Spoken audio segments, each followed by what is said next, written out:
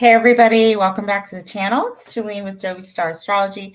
Thanks for joining me tonight. I have several people backstage already. I'm so excited. I'm so excited. And you know what? Probably what's going to happen is I'm going to have to be like, oh, I can't do anymore if people pop in, but we'll see. We'll see how my fuel tank is running here. But thank you so much for being here. I really appreciate it. I'm getting my sea legs, as you know, if anybody saw last week's first live. It's okay. It didn't go too bad. Trying to make sure the technicalities are all taken care of. I'll get it straight. The glitches that we have. I'm going to pop the comments up here on the screen and see who we've got. We've got Susanna. Hi, Susanna. She's here, and she was here last week. She was here for my Virgin Voyage.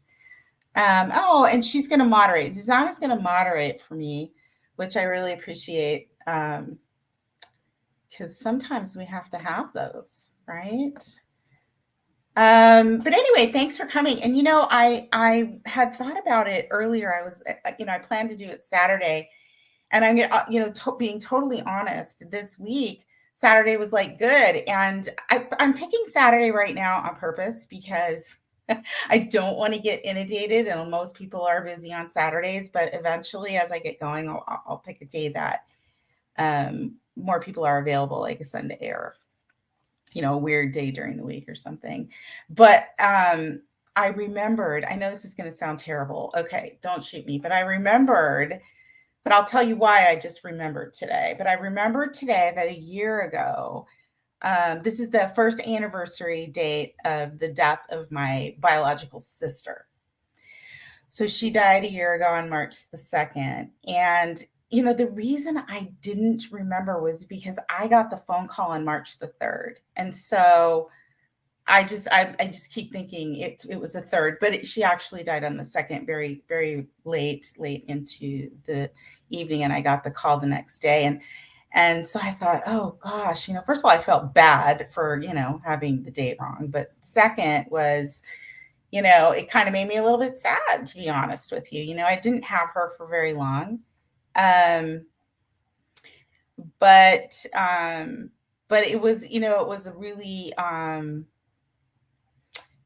it was an enlightening period of time, and it was a powerful period of time, because a lot of you that know me know that I was adopted. And so I didn't know my birth family at all until much later in life, probably about 7 or 8 years ago. And it was a wonderful cousin that reached out to me on the Ancestry site that I'm surprised she waited as long as she did for me to reply to her email, which just sat in my box for like 2 years. But anyway, it was a very quick process, and I found out, after a very long time, where I was from and what a lot of my background was. And so I had a sister, and she was older, and she was really cool. She was a Pisces rising, my sister, and she was a Scorpio sun. So she was super intuitive, right? Super spiritual, super intuitive. And we're very different people. But I learned a lot from her in a short period of time, and she was strong. She had breast cancer for, I think, 12 years, stage 4 breast cancer when they found it. So she fought for 12 years, but she lived this great life. I mean, up until the last year she was still running, marathons and working out every day. And so she was strong, and it gave me some confirmation as far as, like where I may have gotten my feisty, strong personality from. But anyway, so it's the death. So I thought to myself, no, I need to do it because, like she was strong. She didn't give up on anything, and I am too. And, she's probably right here with me. So Lynn, and she thought it was really cool that she would say to me, she said to me more than once, it's so cool. My sister is an astrologer, So my sister, Lynn, yes. This is, thanks for being here with me. Lynn, I know she's there somewhere. All right. So I have, like I said, people backstage that, we're going to take a look at their charts and see if we can address some things they're concerned about. I have, and before I do that, I think I lost somebody. Yeah, if Susanna, if you're watching YouTube, I lost you backstage. So I think you can just re-click whenever you're ready. Anyway, so first in the queue, I have Steph, we call her, who's awesome. And she had a couple questions about her chart. So we're going to bring Steph on camera. And because I love to do this. I mean, I don't know if you guys have you seen anybody else like actually bringing people on camera? I haven't seen anybody. I mean, maybe people are, but I like it because the dialogue helps me a lot. So anyway, we're gonna bring Steph on here and add her to the stage. There she is. Hey, this is Steph, everybody. Hi, Julene. Hi, how you doing? Good. How are you? Pretty good. Yeah. How's the weather over there? And it's Minneapolis. Are you Minneapolis, right? Minnesota? Yeah, we didn't have winter, so it's been great. It was like Really? 60 plus degrees today. Yeah. Oh wow.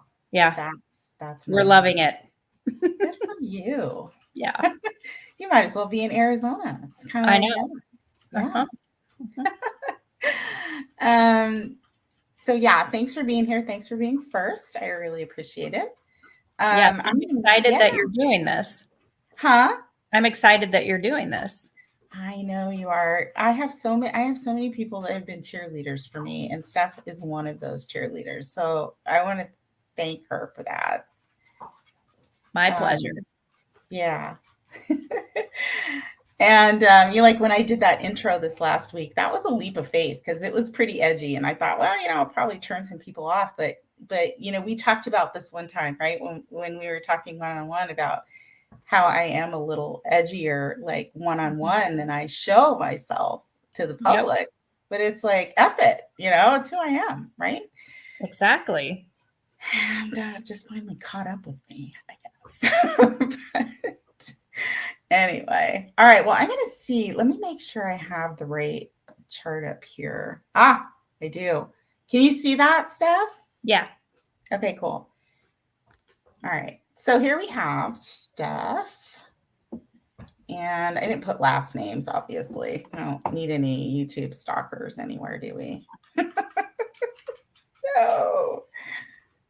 All right. So we have Steph. She's a Cancer rising here. So her ruler is the moon. She has moon over here in Sag. And, she is a moon in Sag. She says what's on her mind, and she does what she wants to do. And I love that about her.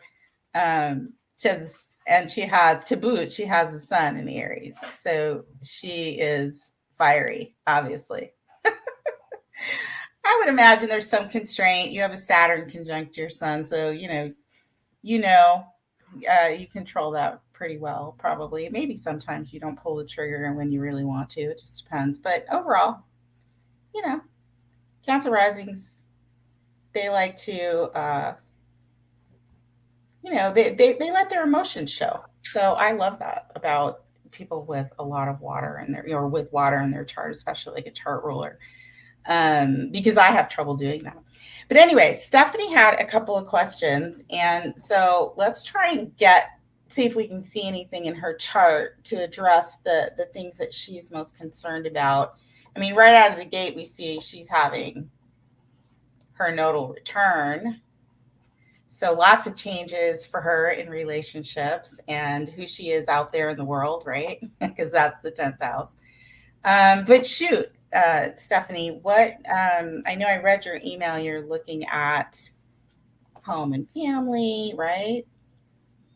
Yeah, home, family, finances, whatever. All right, so let's look at her home and family. So we're looking at Virgo, and the ruler is Mercury.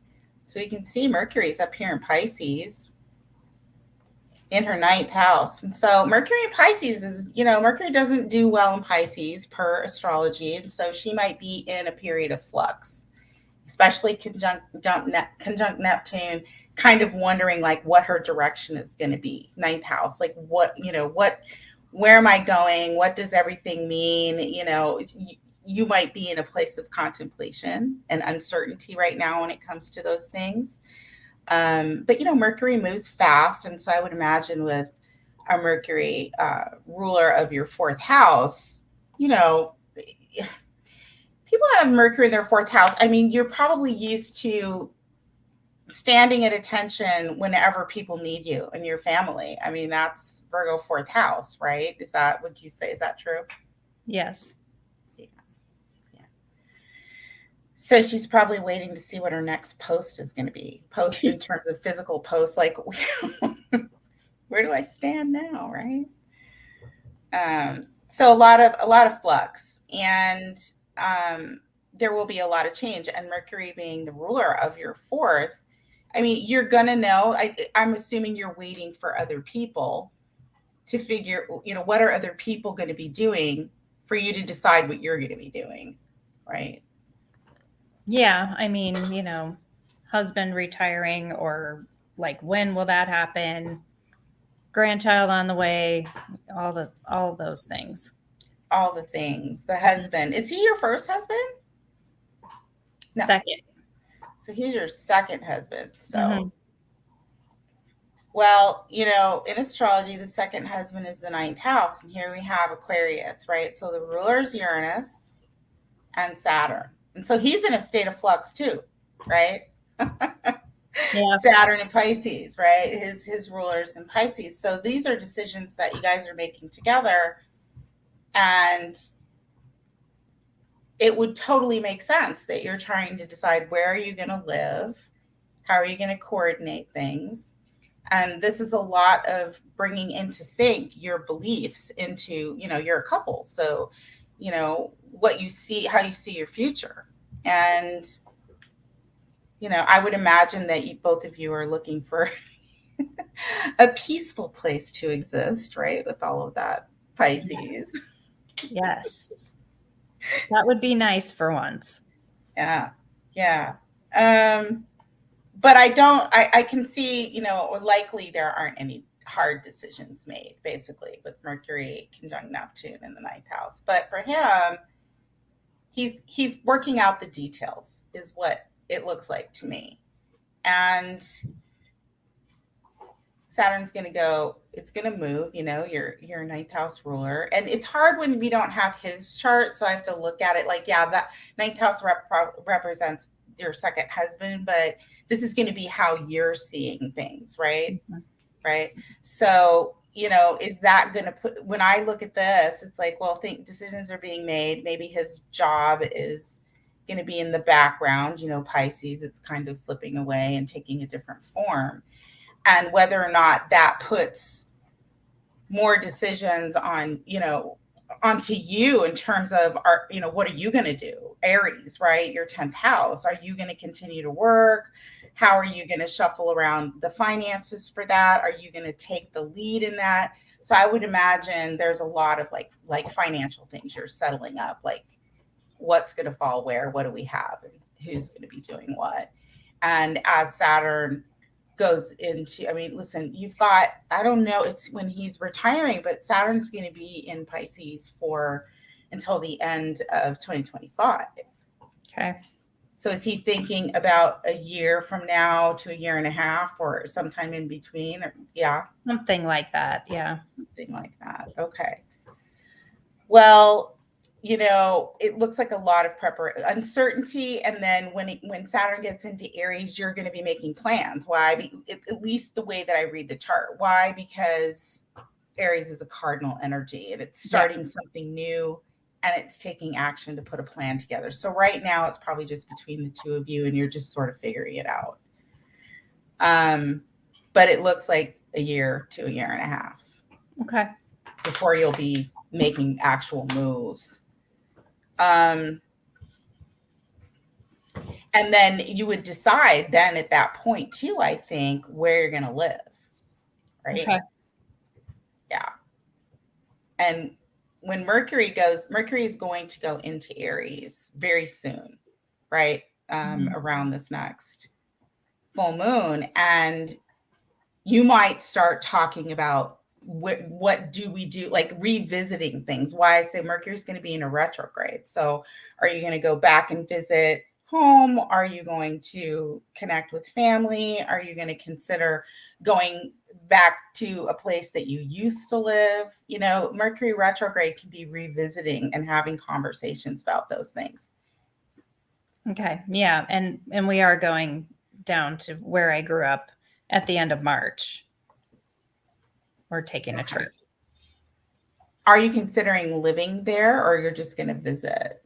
Yeah, we're considering it. It's on the list. On the list. Hmm.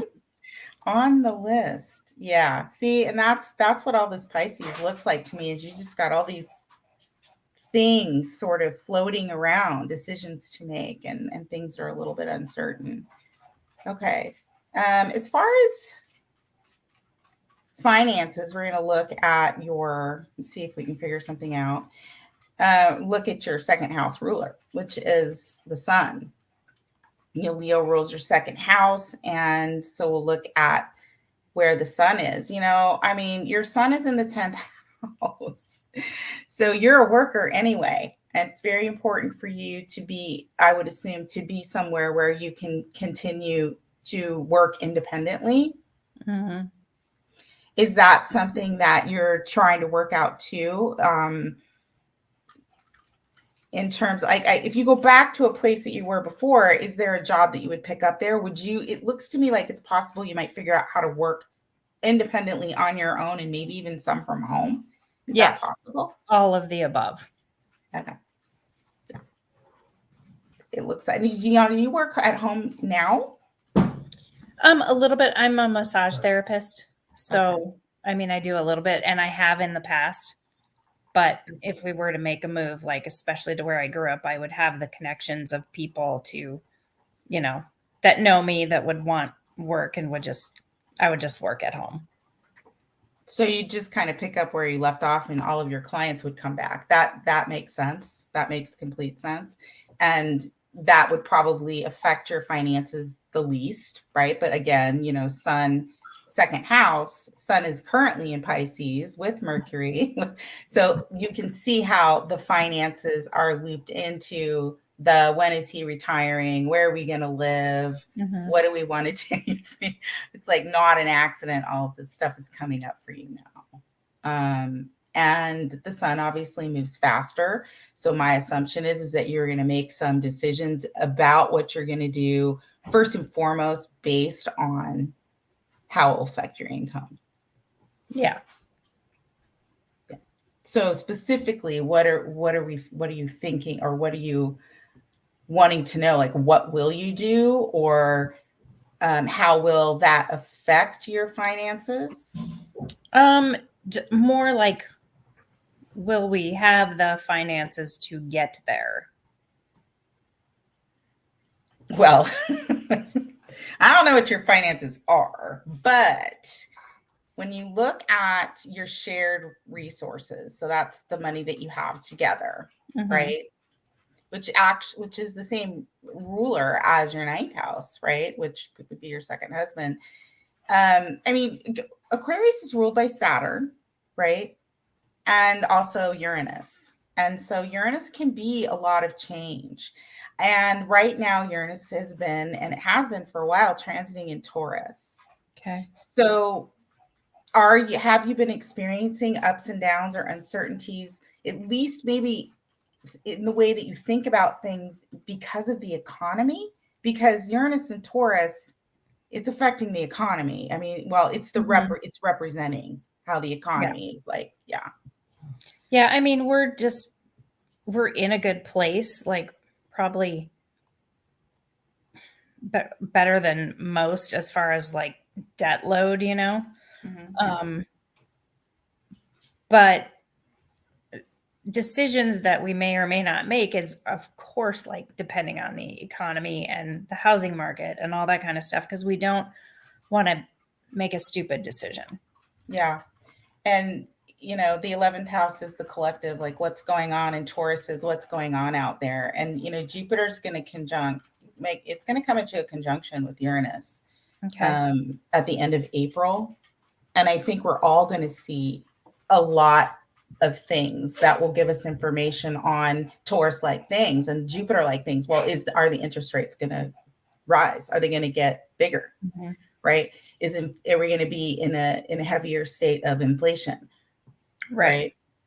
And then I think that's when a lot of people will start to see. I think right now there's a lot of uncertainty and a lot of fear. You're not alone when it comes to this, especially making these serious decisions. So when you say,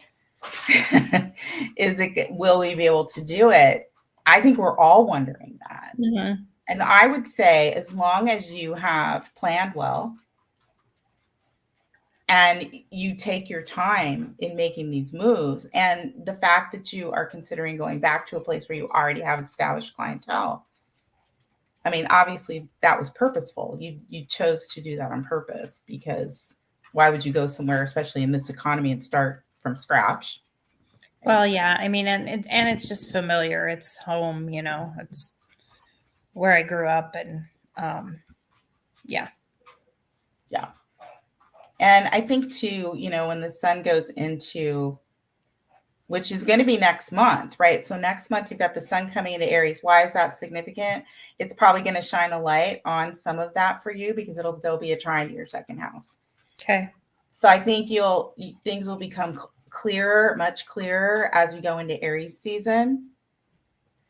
And then at the end of April, when that conjunction comes through, for all of us, I think we're going to see some significant movement. It's like astrologers are looking at this conjunction. It's like, if people have planned well and invested well, this could be a big boom for people. It absolutely could turn out that your investments, get stronger. Right. If not, yeah, it could. If not, it could be the inverse of that, Mm-hmm. I mean, what we're seeing now with this Jupiter and Taurus, it's no secret, is that the rich are getting richer. They're grabbing land, and Jupiter's big money. So I think there's just a level of conservative sort of movement and study that the rest of us are kind of doing, right? And before we, but a lot, I think, where all of that is concerned, your work, deciding like what he's going to do and how it's going to affect your finances. I think you'll have a lot of clarity in Aries season, which is going to be through the middle of April. Mm-hmm.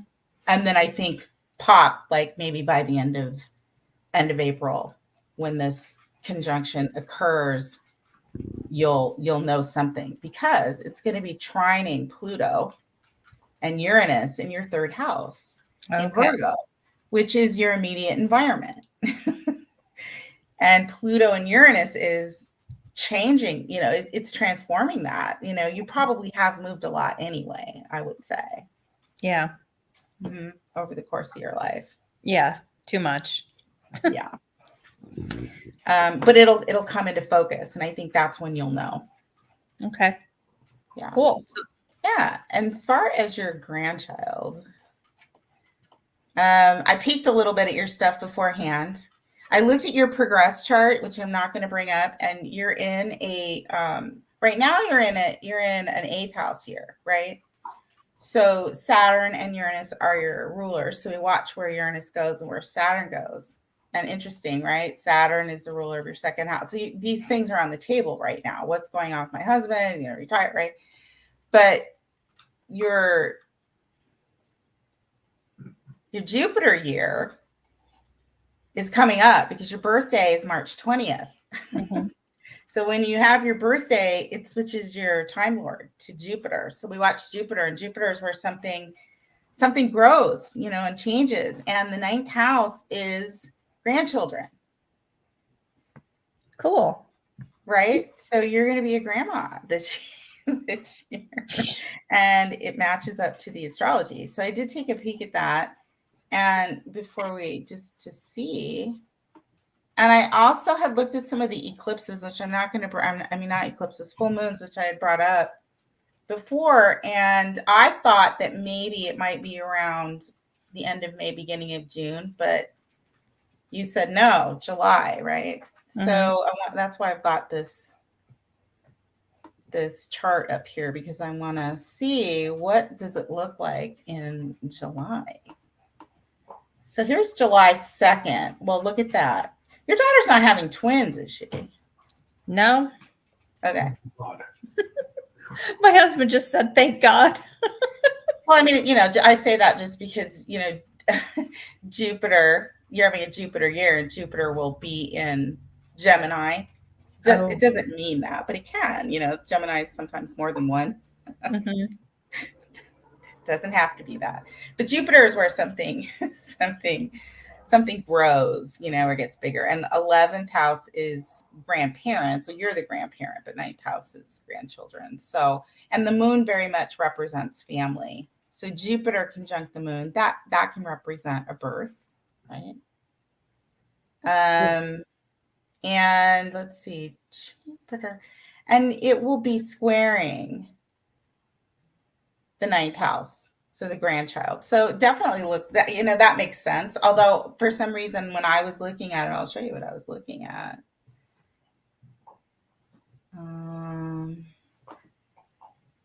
I was looking at here where Jupiter is just coming out of that conjunction with Uranus, like right around the beginning of May. And I thought, oh, something like, could pop then. But no, it's going to be July. Are you going to have to go and visit them where they are? Yeah. Yeah. Okay. Back to July. Yeah. Mm-hmm. So how many kids do you have? You have 2, right? Mm-hmm. Yeah. Is she the first or the second? She's the second. Okay. Well, overall, Mars and Pluto represent children for you. And as you can see, Mars is going to be up here. So I was like looking for like, when does Mars go into the, into the 11th house? Because I mean, it's obviously you're not having, Mars is currently in Aquarius, and I knew it wasn't a month from now or so that you were going to be so that's why I was like, Mars is going to go into your 11th house in May. And so that's why I thought maybe then, but no. So, but it definitely indicates a change with a child. And you said this is your second child? Mm-hmm. So Saturn will be squaring Mars. Is she having a pretty decent pregnancy? I mean, she is. She told me yesterday or 2 days ago that she has a what did she say? Something with the placenta. Okay. I only asked that because of Uranus being there. Like, could something, like, could she have to suddenly, be induced, or could something, change? I mean, at this point, they said no, it should be fine. But when she told me that, I was like, oh, Well, I'm sure she's got good doctors, but there could be some surprises in terms of the date, because Uranus is going to be, close to that. Mm-hmm. So we'll see. Saturn, if we're going with Saturn as the ruler of your second child, it's in Pisces, right? Pisces represents the womb, growing something, that we can't see. So that checks out. But I obviously wouldn't like look at something and give any kind of, medical advice or try and foresee that. But with Uranus being close in this area, there just could be, something that changes, or could represent maybe a little early or something like that. I don't know.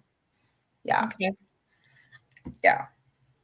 Yeah. And this Pluto here that's gone into your 7th house, this is like changing all your relationships. It's changing everything. So, right, it's changing your relationship to your child, because you're going to be a grandparent. It's probably going to change eventually your relationships to your clients, right? Mm-hmm. because that's seventh house too. So you're going through this whole thing with Pluto and Aquarius where all of your relationships are changing, and that's going to last a little while.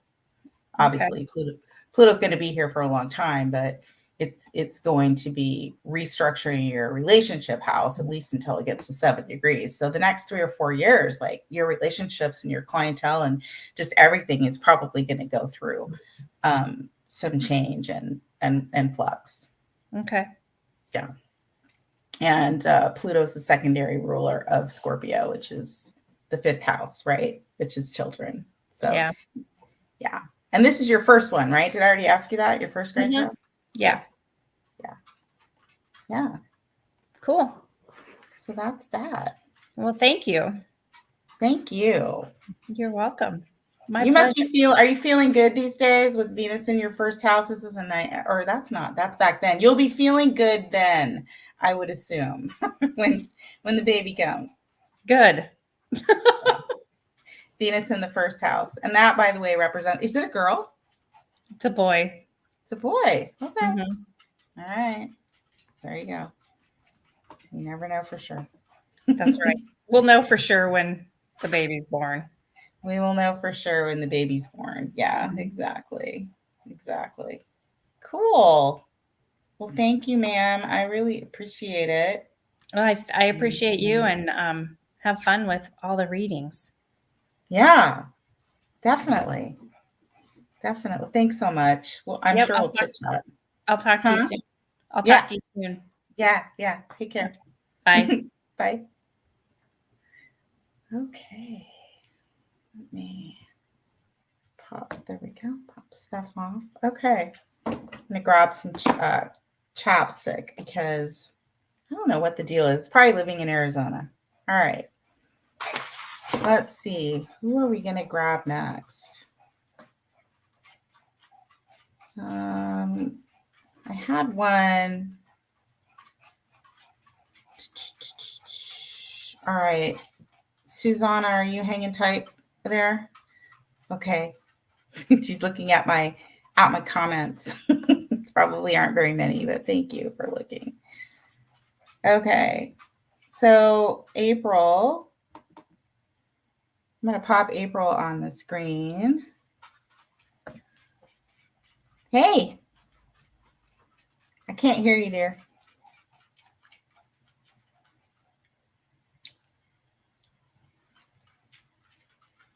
There's sound.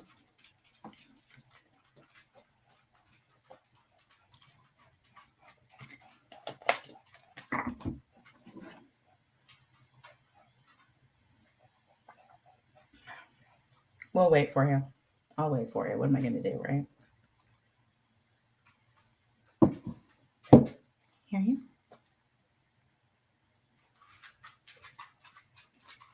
Can you guys hear April? I can't hear her. Yeah.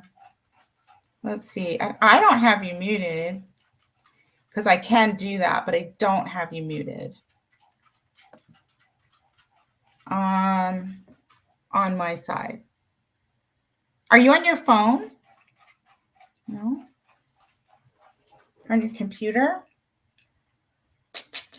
I know, Rashawn, we can't hear her. I don't know why. Are your speakers are you on like a tablet or a laptop? Neither? Oh, where'd she go? We lost her. April. Let's try her. Maybe she popped over here. Can we hear you now? I hope. Yes. Okay. Hi. There she is. Hey, April. Hi. How you doing? Good. Thank you for being here. No problem. Yeah. I have your chart up. Is there anything burning, pressing on your mind that you wanted to talk about before we dive into your chart? So basically just I think we talk a lot about like where I'm at in life because my Saturn return is happening next year, and you know that I'm doing a lot of things in business, and I feel like I'm very intuitive and I'm very aware of what I should be doing in life, but sometimes certain things come in and kind of, I don't know, jade you a little bit or cause some curveballs. Life just throws curveballs at you. So I just guess in terms of relationship and career, what the direction should be and like what's showing in my chart, because I feel like I know what I should do and I just want to see if that translates through my chart. Yeah. Well, first of all, I mean, you can see April's in Aries rising. So the nodes are transiting in her first house. So there's a lot of change. She's having to do a lot of things herself, and Chiron is there. And so, yeah, you're having to start things. Like if you want something done, you're doing it yourself. So I imagine that you're pretty busy, or you're feeling like you need to be busy doing stuff for yourself in some way.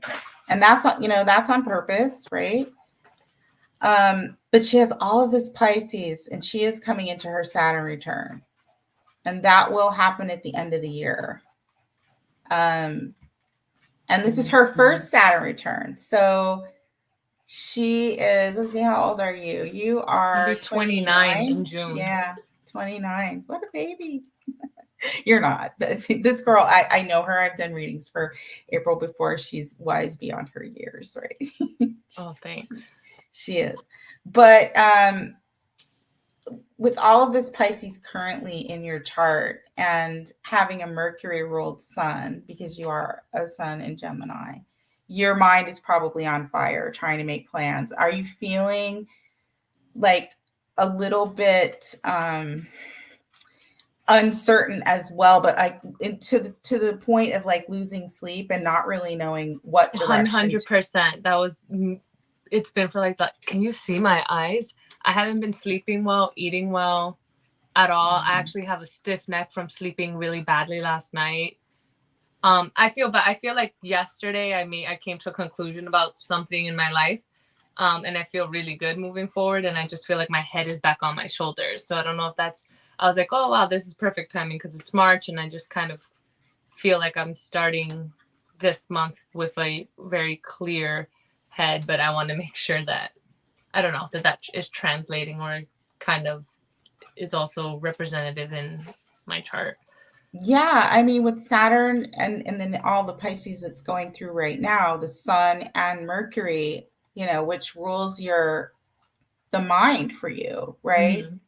So that's a lot of like planning, like what's your next move? What am I going to do?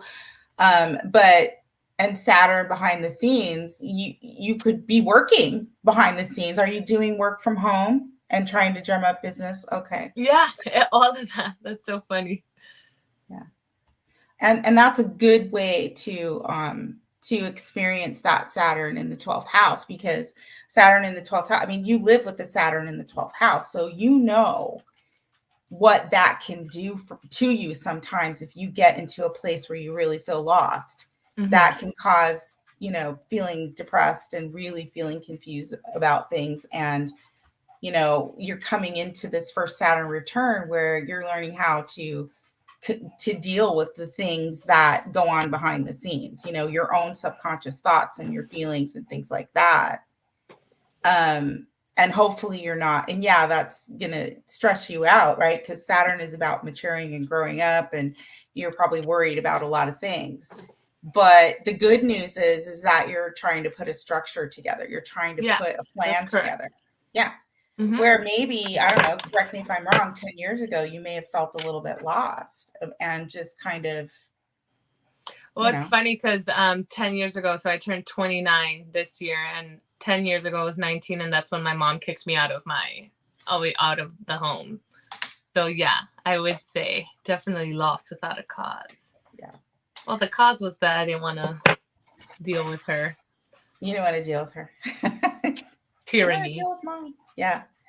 As far as like the direction that you're going to go with work, Saturn rules your 10th house and your 11th house. So, it indicates that ultimately, as you mature into this, and maybe even now, you find yourself possibly in a position of leadership or management in some way. Yeah, it's my own company. Well, there you go. And It's I'm your own hiring company. people as we speak. So that, okay, so it's all on the chart. I'm feeling really good about this. Yeah, and that's going to continue. It's going to birth itself. Like in the 12th house is a lot of where it's like the womb still, you know. And in your case, you're gestating a new expression of what your work is going to be out there in the world. Mhm. And before, and as Saturn comes into conjuncting your natal Saturn, that's when it'll start to get more and more clear. And then Saturn goes into your first house, and there's something brand new that you're doing. Right? Yeah. Now, so it's all right on time, I think. And I think probably by the end of by the time your Saturn return rolls around, and by the time Saturn starts to go into Aries and cross over your ascendant, that's when you're going to full on be taking the lead and rolling out in full form your business. Nice. Right? Yeah. Okay. Now, relationships, my dear. Yeah. Well, that sounds accurate. You don't even need to say much. you got, well, you know, Libra is your 7th house, and you've got Venus up here. I mean, you probably have a lot of opportunities to date different people. Have you been going out a lot? Because, you know, it trines your 7th house here. I just always have options. That can sound however it wants to sound to everybody. There's just always options. Do I want to pursue each one of those? Nope. I feel very like adamant on focusing on myself, my career, and my child. You obviously know I have a 6-year-old, but you know, sometimes certain interest will intrigue me and then cause you to go like, okay, well, I know I should be focusing on all of these things, but you know, let me see what this is and see where I have to put it in terms of like priorities, or if it's something to pursue or whatnot, right? But yeah, that kind of happened over the last 2 months, and I made we've made a decision that we can't move forward with anything just because they're not in the right place, and I don't feel like it's the right time for me to do that. Mm-hmm. So that's where I'm at with that. Well, the South Node going through your 7th house is relationships are changing, right? So, I mean, it honestly can represent that you're letting go of some relationships, right? That they're definitely changing, or you're letting go of them, or the expression of those. Now, then Venus here making a trine, which is also trining your 3rd house. It's like, well, you could be talking to a lot of different people. It's very much there with, but it's almost like maybe not just relationship material, but also friends. Are you doing anything online? Are you like you don't date online, do you? Never. Yeah, I didn't think so. Well, here's the thing. It's trining your Gemini. Gemini is more than one thing. Having more than one conversation, or entertaining more than one potentially relationship. I mean, that's possible. I will say that I am doing that for work. Like anybody that I am talking to in terms of like entering a work relationship with, that's all happening online. And I am talking to several people for that. Okay. If in terms of like personal relationships, I have like, you know, my daughter's father, other exes that are like around, but I feel deeply inside that I shouldn't go backwards, shouldn't entertain any of those past relationships. And it's but my interest is only in one person. Mm-hmm. But I definitely know that it's not the time for us. That all makes sense. And it really seems like, you know, right now it is about networking and connecting with other people and groups, and, you know, lots of different kinds of people, right? Mm-hmm. The reason I asked you is like, are you like dating on the internet or going out with a lot of people is because it's 11th house, right? So it's like out there in the community, and Aquarius represents technology. It can represent the internet and things like that. Okay. But Venus and Mars in Aquarius is very much trying to pull a group together, right? Pulling groups of people together and trining your third house. Yeah. So, but it's for work. So that's the most important thing, especially with the South Node in your 7th house, where your relationships are changing and you're letting go of a lot of things. And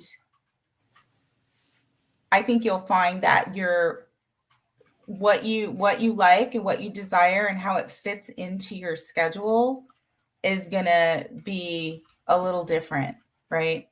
And a little quirky. And so it's probably good that you're focusing on other things, because if you were in a relationship, they could possibly view you right now as like not emotionally invested, or kind of,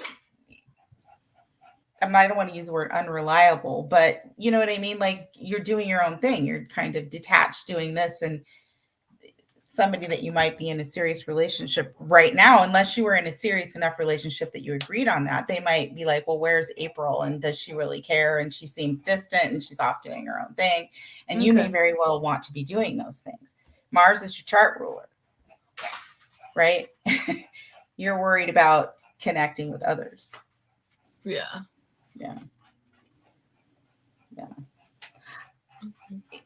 You know, a new relationship for you may come, you know, when Venus comes into your 1st house, you know, maybe April, May, you know. We definitely June, 2nd house. Huh? We definitely did literally, which is funny, literally yesterday have this conversation about how we have to stop pursuing like the romantic side and then straight up go, we are just going to be friends and leave that aside. And it's funny that you mentioned April, because this person's going on a trip with me and my friends, all of us, and it's planned for April. And everybody's like, maybe that'll be the month you two kind of get it together. And I'm like, I'm not banking on that, but it's just funny. But I don't foresee myself being in a relationship with this person anytime soon, let alone April. But I don't know. They were very, very, very important. And I just feel very like, oh, wow, this was a very important relationship that just happened. Even though it can't be romantic anymore or moving forward, it was just very healing and nice. And yeah, I don't know. I just didn't really know what it meant in my life for me, other than what I'm thinking in my head. Yeah.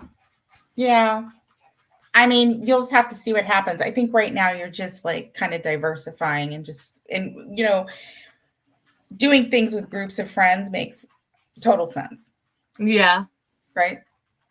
Yeah. But maybe something comes of a relationship. You know, Venus also rules your 2nd house, but maybe in here, you know, when Venus comes through there and it births something new. But, you know, Venus in Aries going through the 1st house, you're really going to be probably interested in your own pleasure. Like what makes you happy? What are you going to do? Like doing things. So, you know, maybe here, maybe when Venus comes into Gemini, you know, and trines your 7th house, but you've got the nodes going through the 7th house, which says until these nodes come out, which is the end of this year, and they go into Virgo and Pisces, that you're going to be focusing on developing, you know, a lot of your own personal expression, right? And your work stuff, and clearing out all of this stuff, you know, from the past, you know, in your emotional and subconscious sort of place.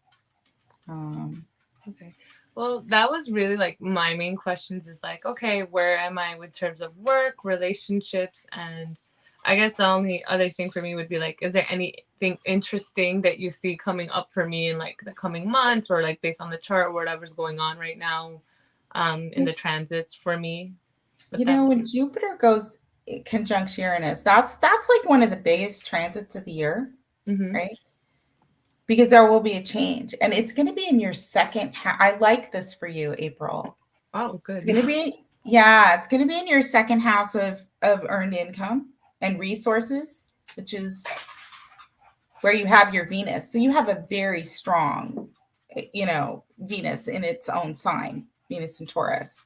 Mm-hmm. And when Jupiter comes in there, moves into, and it's coming very soon. Jupiter's going to conjunct your natal Venus in May, the beginning of May. You might see a huge increase in your finances, right? You could nice. You might see your income, you might see income starting to come in. But what you don't want to do is spend a lot of money during that time either. So it can go either way, right? Okay, great. When Jupiter conjuncts Uranus, and Uranus is kind of a wild card, it's like, well, like I was telling Steph, it's like, which way is it going to go? Well, Uranus rules your 12th house. And that's what's hidden, right? And yeah, you're doing work behind the scenes so that you could get busier doing that stuff behind the scenes, that business stuff. But I would be conservative until you start to see it coming in. But by all accounts, Jupiter coming into a conjunction with your natal Venus, and along with the conjunction of Uranus, indicates a possible like blow up in being very busy behind the scenes, putting this business together, and then starting to see some things pay off. Yeah.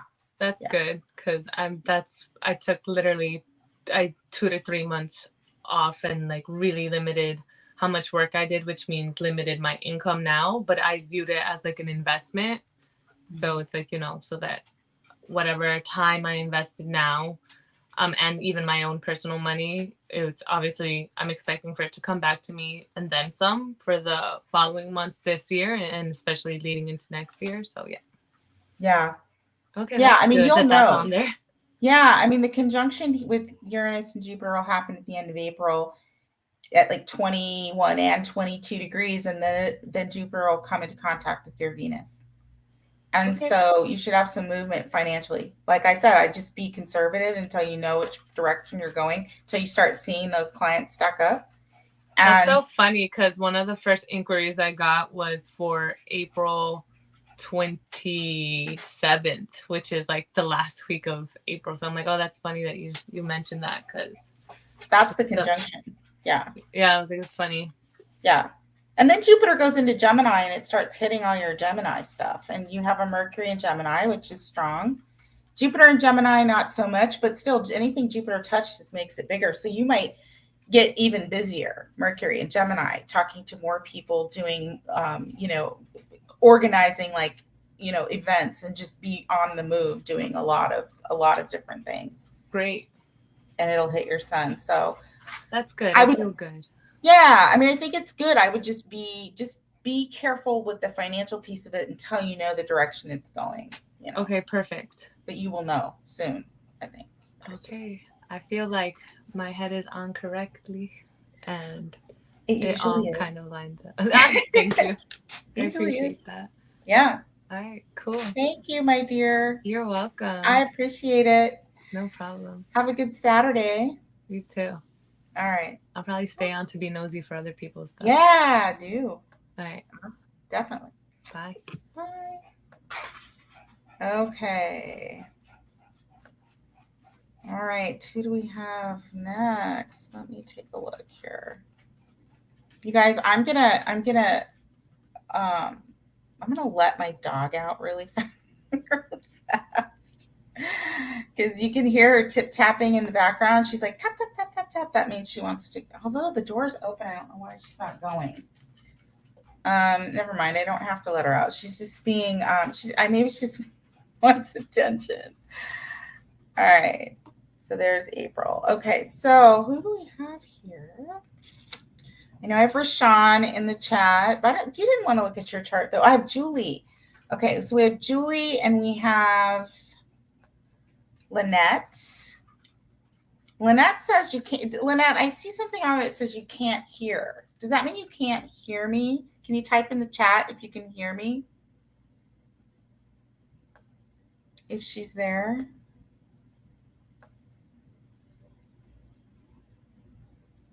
Oh, she's in twice. That's why. Okay, never mind. I see you down there. Okay, just hang tight, Lynette. I just want to make sure that technically we're in a good place here. All right. We'll pop on Susanna and see. Hey, Hi. how are you? Good, and you? I've been listening intently. Thank you. See, both Steph and April have Aries Libra nodal returns, just like I do. No, April doesn't have her nodes in Aries and Libra. Okay. Oh, right. Okay. What did I talk? She No, had she's her on her angles. That's right. Yeah, her angle. Yeah, her angles. And a Saturn return. Nice. Yeah. I was like, whoa.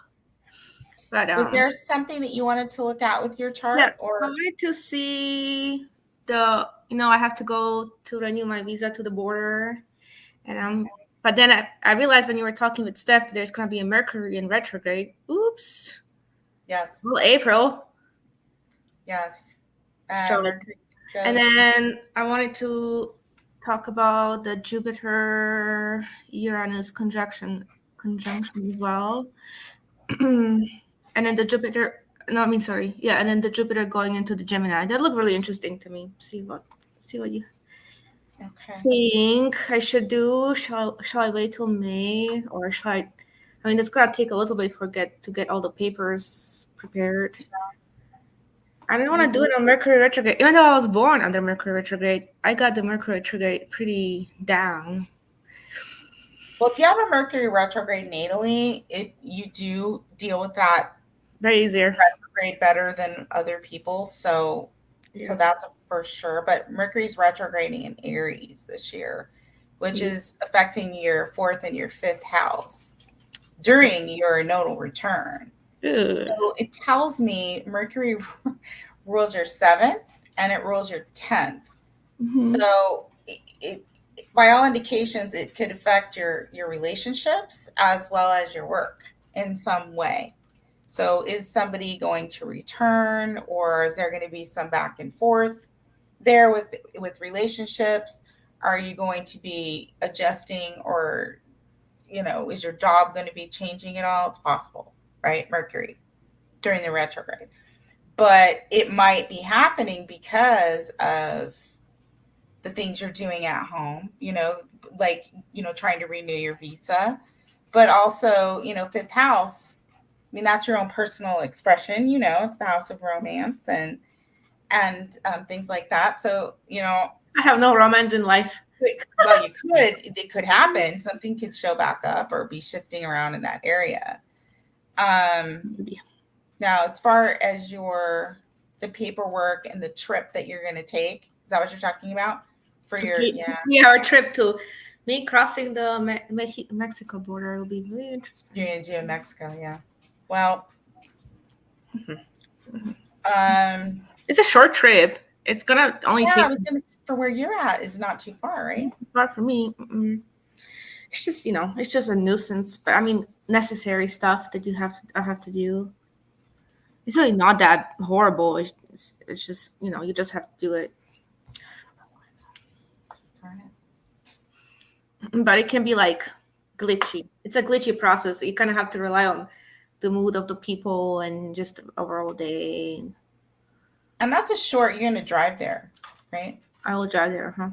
Yeah. It's 3 hours away from me. Mm-hmm. On like really easy roads. It looks to me like did you say really easy roads? Is that what you said? I don't know why the sound is a little glitchy, but it sounds a little glitchy. Yeah, it is really easy roads, maybe a little bit congested around the border, but it's kind of like a backcountry trip almost. It's not really, it's as easy as it gets, like really comparing to what I will have to do otherwise. It's way easier. It's the easiest solution, Yeah. Yeah. So let's see when you were planning. So the conjunction between Jupiter and Uranus. It's happening in your 6th house. Well, that's the things you have to take care of, right? And Jupiter is actually the ruler of your 4th house. It's the cusp of your 4th. So it makes sense that you've got to take care of this paperwork so that you can maintain your visa. And Jupiter conjunct Uranus, and Uranus is your immediate environment. It can be contracts, paperwork, things that you're trying to get done.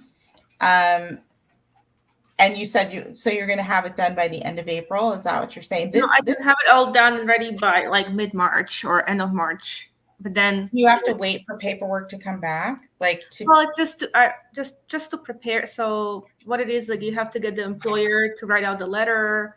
You have to like just compile all your information, print it out, make sure everything matches, and then just go there. It's not as complicated. It just has to be the right wording, right paperwork, and it's not really. It's a trade visa renewal, so it's not a difficult process. It has to be very well documented and detailed, and I have been through it a few times. But it takes everybody to. It can take a little bit for everybody to like get back to me, and then my work get back to me because it needs to have official letterheads and things like that. So it may take a few weeks to get everything compiled, but I'm hoping by like mid-March I will have everything ready and I can go. But I just. So is it reasonable to say that like by the first or second week of April is when you'll have this like done completely? That's what I ideally would like to. Yeah, that's what I would like to do. But there's this Mercury retrograde in there, which I completely forgot. I ideally would like to get it done the end of March or the first week of April. That's what I would like to do. I don't think the Mercury retro. I mean, I kind of feel like the Mercury retrograde is representing the things that you have to go back and take care of to maintain your citizen, your kind of like bringing out back the same pattern of like just getting it done and maybe better. Yeah, that's what it feels like. Yeah, kind of. That's because kind of why? Because it affects your work, right? Yeah, kind of felt like that with me too. Like when you mentioned with Steph the Mercury retrograde, I was like, I don't feel like it's gonna be that big of a problem, but definitely I can get it done. For you, I don't think so. But this isn't the first time that you've had to do this, right? Mm-hmm. This is like it's like the same rodeo. Almost, I'm like also I feel somehow deep down I feel like I'm getting better at it. That like eventually I will be able to do it all by. Well, funny story. I did the whole process all by myself the first time, and it only cost me $50. Okay, it's a very cheap piece of paper to get because especially if you already have the job lined up, the employer is like, yeah, we need her here. It's pretty easy. You just have to have the right education or whatever. And then the second time it cost me crazy amount of money, like they're talking $5,000. And this time around it cost me $1,500. And what I'm hoping to do is like I'm gonna get so good at it that I can do it for $50 with like such ease and confidence that it will, it's like I don't know, it just becomes part of my nature that I'm gonna get really good at it. Because I am quite good at making processes happen and making things happen. There must be that Mercury 10th house. Like I can. Yeah, here's the only thing. I mean, all of this Saturn, Venus, conjunct your Jupiter in the third, and the fact that the sun, which is look at foreign lands, right, is going to be conjunct the north. No, this is the end of March, and you've got Mercury there that yes is going to be hitting. It's in shadow phase already here, obviously. But to me, it represents going back and doing something again that you have to do to maintain your work status. Mm-hmm. Here's the thing, and I'm glad that you're doing it now because that Jupiter Uranus, that can be where everything is tied up and done because for work, right? But what I would caution you is, again, like I was telling Steph, it's like this Jupiter Uranus conjunction is happening in your 6th house. Mm-hmm. Of work in the day-to-day and the things that you have to get done and your routines and all of those kinds of things. But it can also be the house of like hassles and troubles, and Jupiter represents legal stuff. Mm-hmm. And it represents immigration things, foreign lands. Yeah, and Uranus can represent, it can be a wild card. It's like there's a change there. Yeah. What you do, we don't know what's going to happen with this Jupiter Uranus, right? Could we have changes at the borders? Right. We could. I know you're saying that. Yeah. Mm-hmm. We could, especially with Saturn and Pisces. Well, Saturn conjunct Jupiter in Pisces, something can be stopping the growth, right? The travel, the all of that. So the sooner you do it before before that eclipse comes through in the beginning of April, that's perfect. Try to get it done. I mean, I don't know how far. Ideally, you just want to get it done by April, but I don't know how fast I can get questionnaire. The good thing is that my visa is not immigration visa. It's a trade visa. Yeah. So but I know that you don't know what it's going to be like down there. I don't know what's going to be like. The only thing it's Texas. Thank God. The one good thing about Texas is that they keep the border pretty secure. Like the only thing that I would worry about is like getting ambushed by, or getting, things like that. But yeah, I feel like I'm just saying the sooner you can do it, the better, because I don't think we know what's coming with border control. I agree. That's why I want to get it. That's remember, Pluto's in Aquarius. Yeah. And that's the people, and it's going through your second house. Okay, and that's your earned income in a lot of what I would just say the sooner you can do it, the better, because as these eclipses start coming through, the Libra eclipse, which look is up here in your 10th house. What's your 10th house? It's work. You don't need something draining out, having to let go of something because of things that might be going on at the borders, or do you know what I mean? I'm not saying that could happen, but that's going to happen, but it could. So if it were me, I'd be doing this before the eclipse, which you are. So, but I would make it a priority. Yeah, I'm making it a priority. I guess you mentioned romance. Oh, well, maybe with the Mercury retrograde, because it rules your 7th house. It rules your work. Like I said, it can affect your work and your relationships. Right? Once the Jupiter goes into Gemini, will that be a good thing for me in terms of relationships? Because it's gonna conjunct my moon. Well, I think it can open up options, but Jupiter conjunct the moon. I mean, obviously the moon is your emotions, but it family, right? And relationships with females. And Jupiter rules your 4th house, and it's your chart ruler. So could it open up options? Yes. Could there be changes for you personally in your identity because of a relationship? Yes, because Mercury is going to be going into the 5th house of romance, right? So yeah, it absolutely could.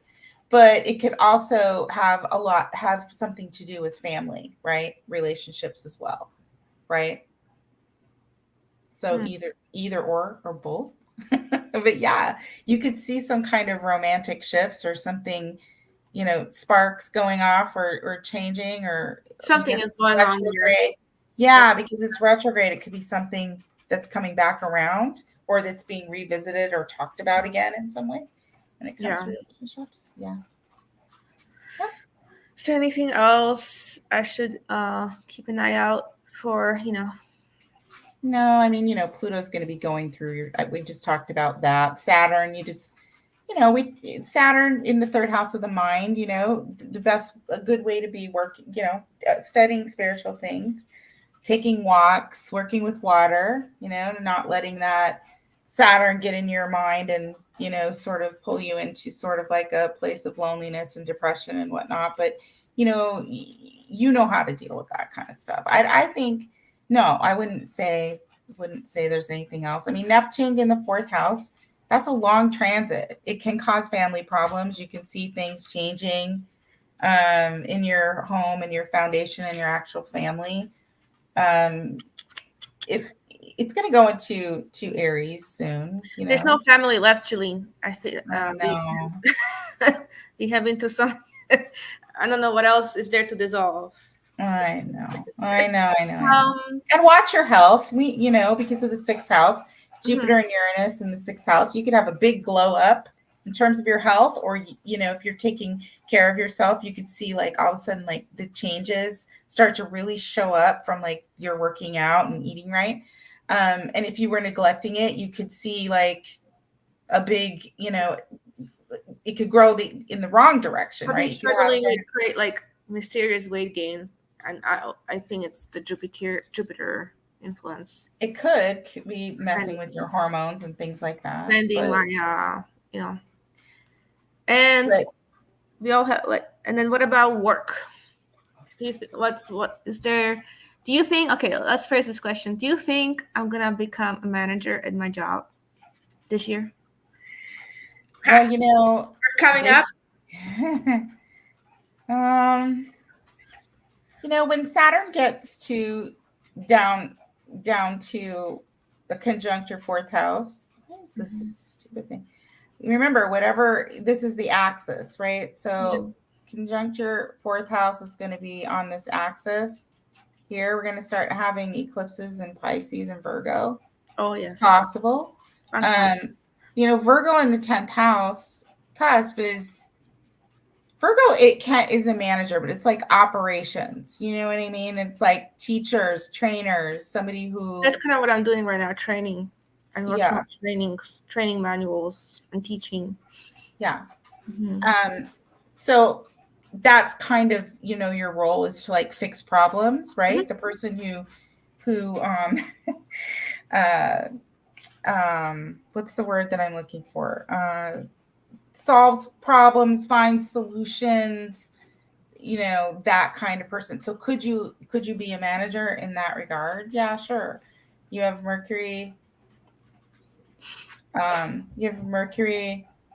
Gosh, this pen is, it's, do you know, I've said before, it's like, if you can't, maybe you can't see it on the other side, but you have Mercury in Scorpio. And so that's the ruler of your 12th. You know, I kind of feel like you do a lot more behind the scenes than you do out in the open, right? Just be careful of that. You know, you want to be able to, because, you know, somebody who has this, it's like, are you being recognized for what you do all the time behind the scenes? You might feel like you're not always recognized, right? But you're the one that's diving into the nitty gritty and figuring out the problems. Yeah. And my boss said he's not impressed with me doing all the nitty gritty hard work. So he's not. He has that Attila handbook on being a the management practices of Attila the Hun. Yeah. That's not good. But you're gonna be, here's the thing, you're gonna be the go-to person no matter where you're at, because you get stuff done and you just know how to fix the problems and the glitches that come up. But you it's almost like you're gonna have to be a little bit more vocal about, and that might be I would say, like, what I would advise is, like, make sure you're documenting and communicating in writing the things that you're doing and getting acknowledgement from them, you know, that yes, that was the right thing to do, or exactly what do you want me to do, so that you have something to go in with when you're negotiating, right? It's like, well, here's all the stuff I documented that I did behind the scenes, and here's, you know, my diary of what I fixed and what I was asked to do. I mean, if this is something that you're wanting to do, is try and negotiate or apply for a job that comes up that's at a higher level. I'm sure they already know, Susanna, but you know as well as I do, it's like, you know what the problem is? You have to speak up for yourself. You know what the problem is also is that they decide, like, for example, with the training thing, nobody told me that that's what they want me to focus only, and they just kind of out of nowhere told me, well, that's what we wanted you to do, that's why we did this. And I'm like, nobody see, it's kind of like a secretive or a secret plot, or like it wasn't really made well known, and then they keep shifting the goalposts on, they keep changing their minds. So it's kind of hard to, I can see how that Mercury, I mean, Scorpio in Mercury comes in, you know, so. I mean, things might start to, you might start having conversations about those things in Aries. Maybe you'll start doing, when Mercury goes into Aries during that retrograde, maybe you'll start talking about those things, like, what am I going to do that's new? Is it, you know, that's going to be related to my work? And then Mercury will go into the 6th house, which is your day-to-day, and it'll trine, right? They'll be better. It's possible that that's where you've established your routine enough at work, or, you know, where you can actually get some recognition. In the meantime, though, I would make sure you're communicating, because you're the kind of person with this Mercury in the 12th house. You're just going to do it. Mm-hmm. And people may not always see that you've done that or want to acknowledge it. So you really want to chronicle the stuff you do and speak up, right? When you need to. Yeah, That that makes makes sense. sense. Mm-hmm. Yeah. Yeah, and I do, I always write everything down and document stuff. So, but I just need to like be aware of it. That's the big thing. Be aware of it. Yeah. Mhm. Yeah. And it will get better. But it's just, being born with Scorpio retrograde in the 12th house, it's just part of, and having a sun in the 12th house, I'm just naturally a chief of staff, Well, your sun rules the 9th house. So it's just like, that's why I asked you, it's like training, even Gemini, it's like talking to multiple people and teaching. That is a theme in your chart, right? Yeah. And I do like that. I like the hustle bustle of taking care of more than one problem or talking to more than one person and see everybody growing on different pace. Yeah. Yeah. That's where I express my motherly nature, because I don't have any kids, so they're my children. My projects. If that's healthy or not, I don't know. But yeah, that's about it. Thank you, Julie. Oh, thanks, Susanna. Thanks for keeping an eye on the chat. Yeah, so everybody is All welcome right. to say hello in the chat. Bye. Thank you. Bye. Okay. All right. So we have, let me switch charts out here. I have to, and now, so we're going to go to Lynette now. And I know Julie, are you good? I haven't seen you post anything in the chart. Are you good? Mm-hmm. Is she there? April, Julie. I don't see Lynette anymore. She must have dropped off. Maybe she had to go do something. Rashawn, if you're listening, or Lynette, if you're listening, if you want to click the link and pop back on, then I will take a look at your chart. Otherwise, we are going to go to Julie. Are you there, Julie? Hi. You don't want to go on camera? You don't. I don't want to go on camera. You don't have to. We can hear you. How's it going? It's going. Good. It's good. All is well. That's good. Yeah. Good. Let's see what we've got here for you. Yeah, I think we lost Lynette. Julie. Okay. Can you see that? Yes. Yeah. Okay. Well, what do we got? Well, let's see. Ooh, you got stuff going on in your relationships too, my dear? I don't really have any. not like, besides my kids and my grandbaby. But because you got the South Node was conjunct your Pluto. Of course, it could have to do with money or legal issues. Yes, too, I think. Money. Yeah. I got a lot going on. Is it okay? Nothing you're too concerned about? I mean, looks like there's definitely movement. Okay. There's just a bunch of change. I'm going to be working my tushy off, but it's okay. Okay. Yeah. Is it something that has history behind it? Probably, yeah. Not new? Yeah. I'm going back to the roots, I guess. Really? I mean, I have my current job still, but my time is changing, and I'm just taking on an extra full-time job. So, are you looking? You're still working at home, right? Yeah. Yeah. Are you looking at, in the future, sometime in the next year, having to actually work out of the house, or? Yeah, that's what I'm doing this month. You are? Okay. Yeah, so I'm keeping my current job. The times are just changing.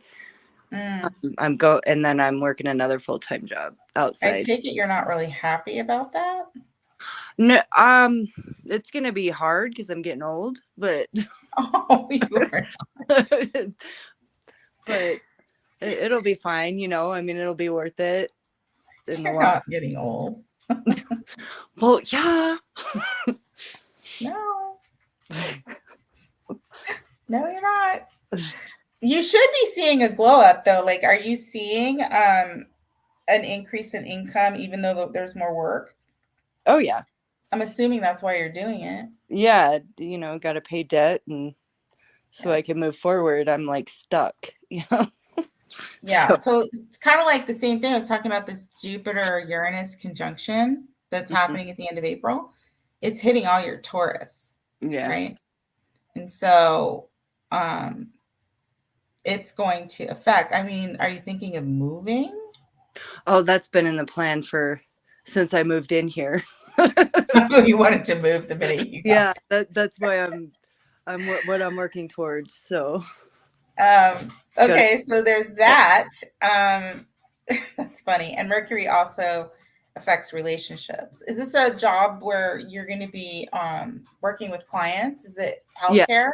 yes, Yeah. back to my roots. Okay.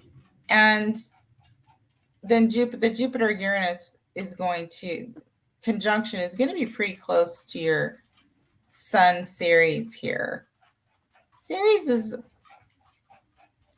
like different seasons, you know, the ups and downs, of resources and the things that we have in the house of money. So, but Jupiter's going to hit that. So, and your sun rules your 6th house, which is work. So it looks like between now and May, you are going to be really, really busy. Yes.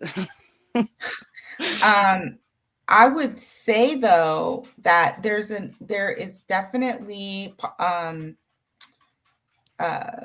possibilities for your income to grow like really big. The same thing with this Jupiter Uranus conjunction. It's like you're in the 2nd house of your earned income. Like it could just blow up, but it's gonna be very busy because you have a lot of work.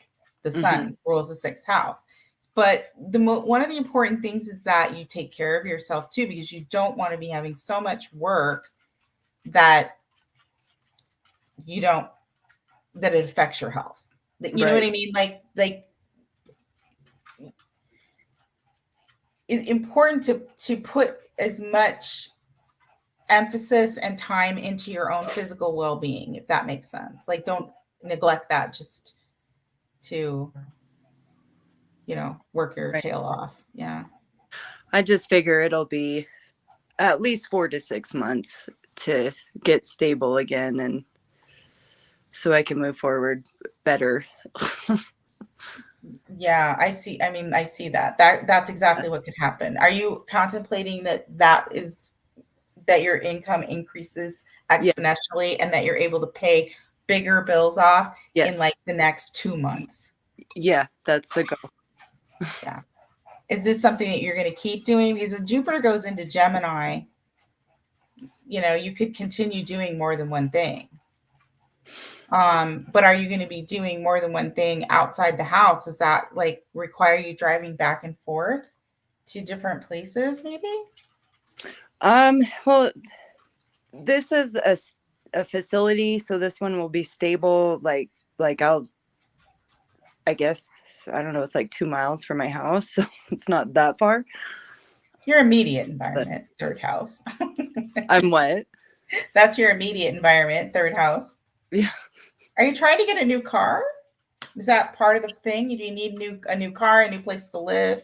You want to move? Is that like all of that kind of stuff? Like long-term goals, I guess. But I mean, I really want to move out of here by June. That's when my lease is up. But the market is just stupid. The housing market is ridiculous. Like it's almost like it should be illegal the way it is right now. I'm blown away. Yeah. But, yeah.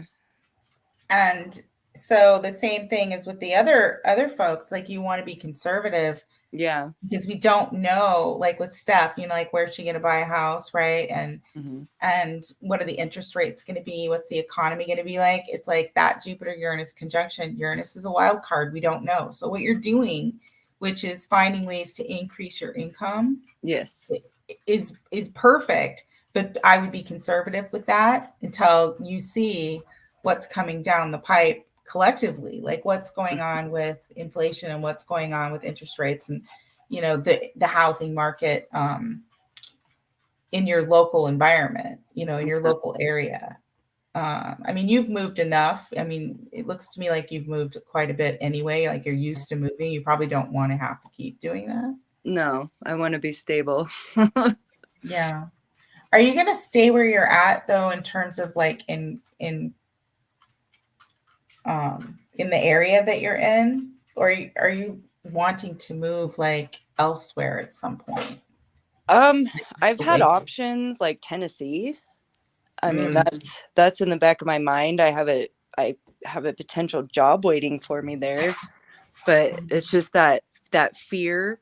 You know, my kids are here, and I got a grandbaby now, and Yeah. it's like making that jump. That's kind of far, but I mean, it's in it's an option. You might talk a little bit about that because, you know, Jupiter goes into Gemini and options show up. Mm-hmm. And your Jupiter as well as Neptune, you know? Yeah. And at the end of 2025, 2026, Neptune goes into Aries. It's going to move into your first house. So it's like you'll be a completely different person, I think, by then. And those options might come up, and who knows? Yeah. You might end up, you know, moving. You'll have a Jupiter conjunct Venus next year too, in 2024, 2025. And that's why I said, you know, it's like your immediate environment. Do you move to a place that you consider to be a nicer place? You know, could be Venus, right? It just glows up your income. Venus rules your second house, right? You see what I'm saying? Yeah. Jupiter's going to conjunct Uranus. It's going to hit all your Taurus. Be conservative, but save your money, pay off your bills. That's perfect. Then it's going to go into Gemini, where maybe you have other options. Hit your Venus, and you might have, well, I have this option for earning, you know, this job that I can earn this amount of money or whatever. But it'll likely have to do with you personally and where you are going to be, because Jupiter is you. Mm-hmm. See what I'm saying? So Yep. I wouldn't be surprised if between now and, you know, a year and a couple of months from now that all of those things don't come up for you. And it might come down to the amount of money that you're making, right? Mm-hmm. Or who, you know, where you feel valued, because that's Venus in Gemini. Okay. A lot could change. But options, you know, as Jupiter goes into Gemini and hits your Venus, you might find that you have a lot of different options to choose from, and that you are super, super busy, and you'll have to make some decisions about where you personally want to land. What does that look like in October-ish, perhaps? Let's see. When Jupiter hits your Venus? Yeah, the options, or yeah, Jupiter's going to go into Gemini in the end of May this year. oh, it'll stay there for a year. It'll be a retrograde period in the fall. Mm-hmm. So it's going to hit 27 degrees of Gemini in the spring of 2025. So right between now, right, as Jupiter and Uranus or Jupiter goes through and hits all your Taurus, after that, 2024, 2025, it's going to be in your third house. And that's about movement mm-hmm. and change potentially. That's why I said, well, is it a new car? And Jupiter's you. So are you moving somewhere else? Well, it could be somewhere in your local environment. Absolutely. but it could also be options. Like you're having to choose options. And what is the local environment, right? And because you're Jupiter, that's a wider, could potentially be a wider set of options, right? Like in terms of this, it could be thinking about or talking about where you want to land, and it could be a little bit further away. Right. Third house is anything fairly close. Ninth house is really far away and like foreign land. So could it be you're in Colorado to Tennessee? Yeah. Could be. That's what? How far is that?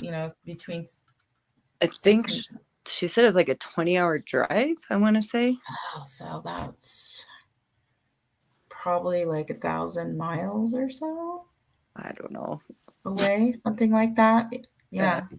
So who knows? That, I mean, it's from astrological standpoint, that would be considered, pretty the immediate environment. I mean, so it's possible. I'm just saying you could have options that come up, and it's going to come down to value and probably money, right? What's it? Yeah. Like if somebody offers you a ton of money, you might have to decide, Yeah. do I want to move further away? Do I want a ton of money? Yeah. Right, well, who doesn't? I mean, I know that you've got a grandbaby. You don't want to be far away from the grandbaby, but Yeah. just know, I mean, your North Node is in Leo. Part of what you're here to do is make sure that you are happy, that you are focusing on your own personal happiness. Right. So who knows? Maybe your kids move with you. I don't know if you decide, but it'll be interesting to see what kind of options come up for you, because I think there will be more than one. That's cool. Yeah. So it's like validation that I'm in my brain is working correctly.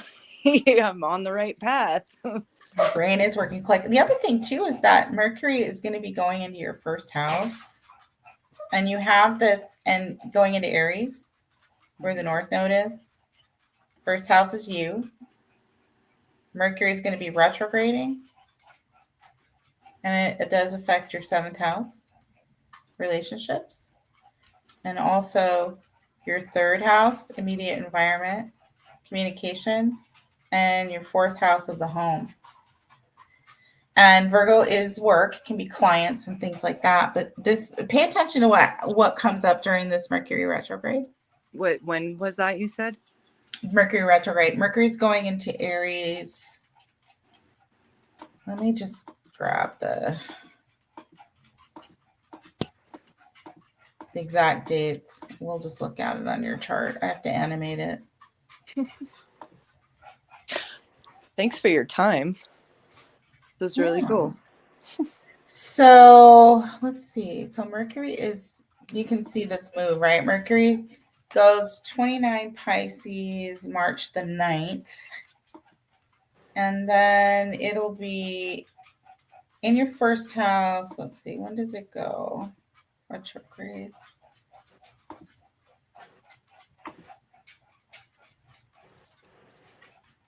I think it goes retrograde right there at 27. Yeah, station's retrograde March 31st.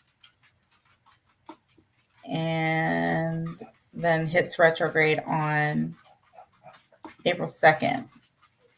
You see that? Mm-hmm. I don't know if you can see it as clearly as I can, but if you see where the S is, the red S. Yeah. Yeah, that means it's stationing. And so we go forward a day to April 2nd, and you see the RX, it's retrograde. So that means that it's going to retrograde back it'll probably retrograde back to Pisces. Let's take a look. So we're talking April 2nd all the way to, let's see how far back it goes.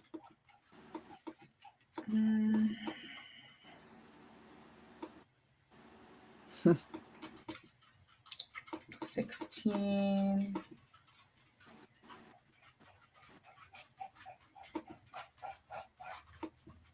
to, where's the little station direct? It's only usually for 3 weeks. There we go. Oh, wow. I need to look at that a little closer. Not for you, but just in general. So what do we say? April 2nd to, I want to get these lines out of the way, to, why is that? To where it goes forward, and it'll be out of shadow when it hits like right around May 15th. So that, because that's when it'll hit where it's stationed at 27. Mm-hmm. So April 2nd to the second week of May. Look for until, because here you see it's 0 degrees Taurus, so it's out of Aries. But Mercury rules your house of relationships. So what I'm saying is like it has to do with you and your expression and your body and what you're doing. Aries, first house. And the reason I mention that is because, you know, we've talked before where your Aries and your Libra are intercepted. So it's kind of a blind spot where you don't always see what's coming. Yeah. So that retrograde might be significant. So beginning of April through the middle of May, I would just pay to see what happens, right? What kind of conversations come up? Does anybody return? Do you get busy with clients or people at work? Are you learning something new? You know, some kind of training, maybe. I don't know. It's Right. relationships, communication, and your home. So what shows back up? I mean, you're not going to move between like that soon, right? I really wanted to, I'm kind of accepting the fact that I could be here for another year, but I really would enjoy finding a new place to live by June. Oh, really? By June? Well, yeah. Then you could be looking during that time period. Is it possible that wherever you were looking is someplace you've been before? Or moving in with somebody like a roommate or somebody, a family member, somebody you've been in a relationship with before?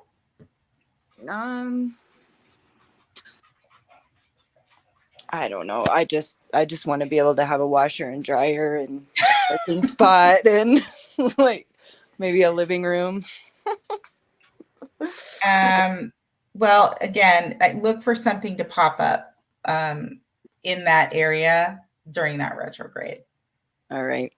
But it's like a revisiting or a return of something. Either you're reconsidering something about where you're living, and it might have something to do with who you're living with, right? And it might be like something that you've dealt with before. It may not be new. Huh. Okay. Well, if the past comes knocking, I'll probably not open the door, but it's okay. Well, maybe it ends up being like a past that you want to. I mean, well, it doesn't always have to be the same person. Yeah. Does it? I don't know. Well, maybe if it was a different person, then. But yeah, I'm not wanting to. Well, it is going to hit the nodes, so that's fated. Whatever it is, maybe it's something from a past life. No. Oh well, that makes sense. The node's going to be involved there. So. All right. Right. Right on. And Pluto, like I said, when I asked when we first started, it's like, oh, Pluto, the South Node was on your Pluto. You're evolving through something. It's like what, you came to this life to deal with, to change, transform, and sort of bring in is things regarding relationships and other people. It could definitely be something like fated. Maybe it's, maybe that, Mercury retrograde doesn't always have to, depending on where it's at and what you believe in, doesn't always have to be about like, yeah, you're revisiting something that you're aware of. It could be revisiting something that you're fated to deal with in this life. It could be that too. Yeah, makes sense. Let me know. Yeah, oh, definitely.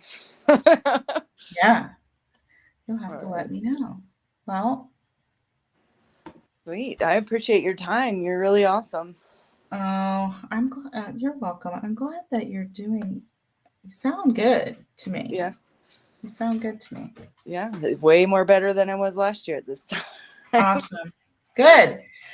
Okay. Thank you, Julie, so much. I appreciate it. I'm sure we'll talk. And I think we have Lynette back. I don't know what happened, but she's back. I can see her backstage. You enjoy your night. You too. Thanks, Take Julie. care. Thank you. Bye-bye. Bye.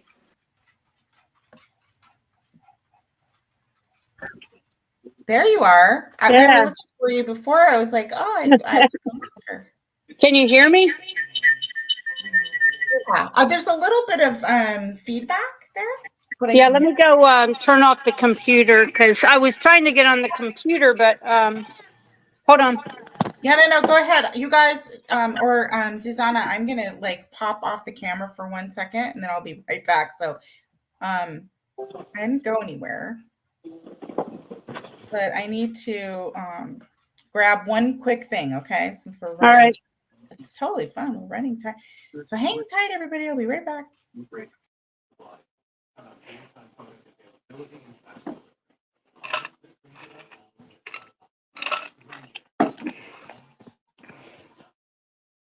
Get ready. This week, the Staples has deals so good, you're going to want to sit down. Are you sitting? I'll wait. Great. Right now, during Staples Sit-a-thon, save up to $180 on select chairs. That's up to $100 off desk chairs. Up to $180 off computer chairs. Okay, sorry about that. My little dog is just like, I don't know what her deal is, but she is just like all over the place.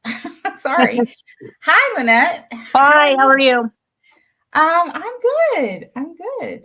Thanks for popping on. I appreciate it. Is Rashawn here or is she not here? She probably is. She said, I'm here, but I don't see her in back. Oh, she didn't click the link. That's totally fine. She's probably just in the chat. Okay, so here's your chart. Have you ever seen your chart before, Lynette? Really long time ago. Yeah. Do you remember? Do you know other people that do this, like Schilling? Somebody named Schilling? I don't. It was a long time ago. Where, I don't know. Where would they be located? Just like on. Well, she was here in Phoenix, but that's right. You're in Phoenix. Okay. Forget her first name. I kept her thing for a long time, but anyway, it was a long time ago. I don't even remember most of what she said, but okay. But you've seen this chart before. I've seen a chart. Does the chart look the same all the time? Yeah, it never well, yes, your birth chart never changes. I don't know a lot about it, like 12 houses. What's that mean?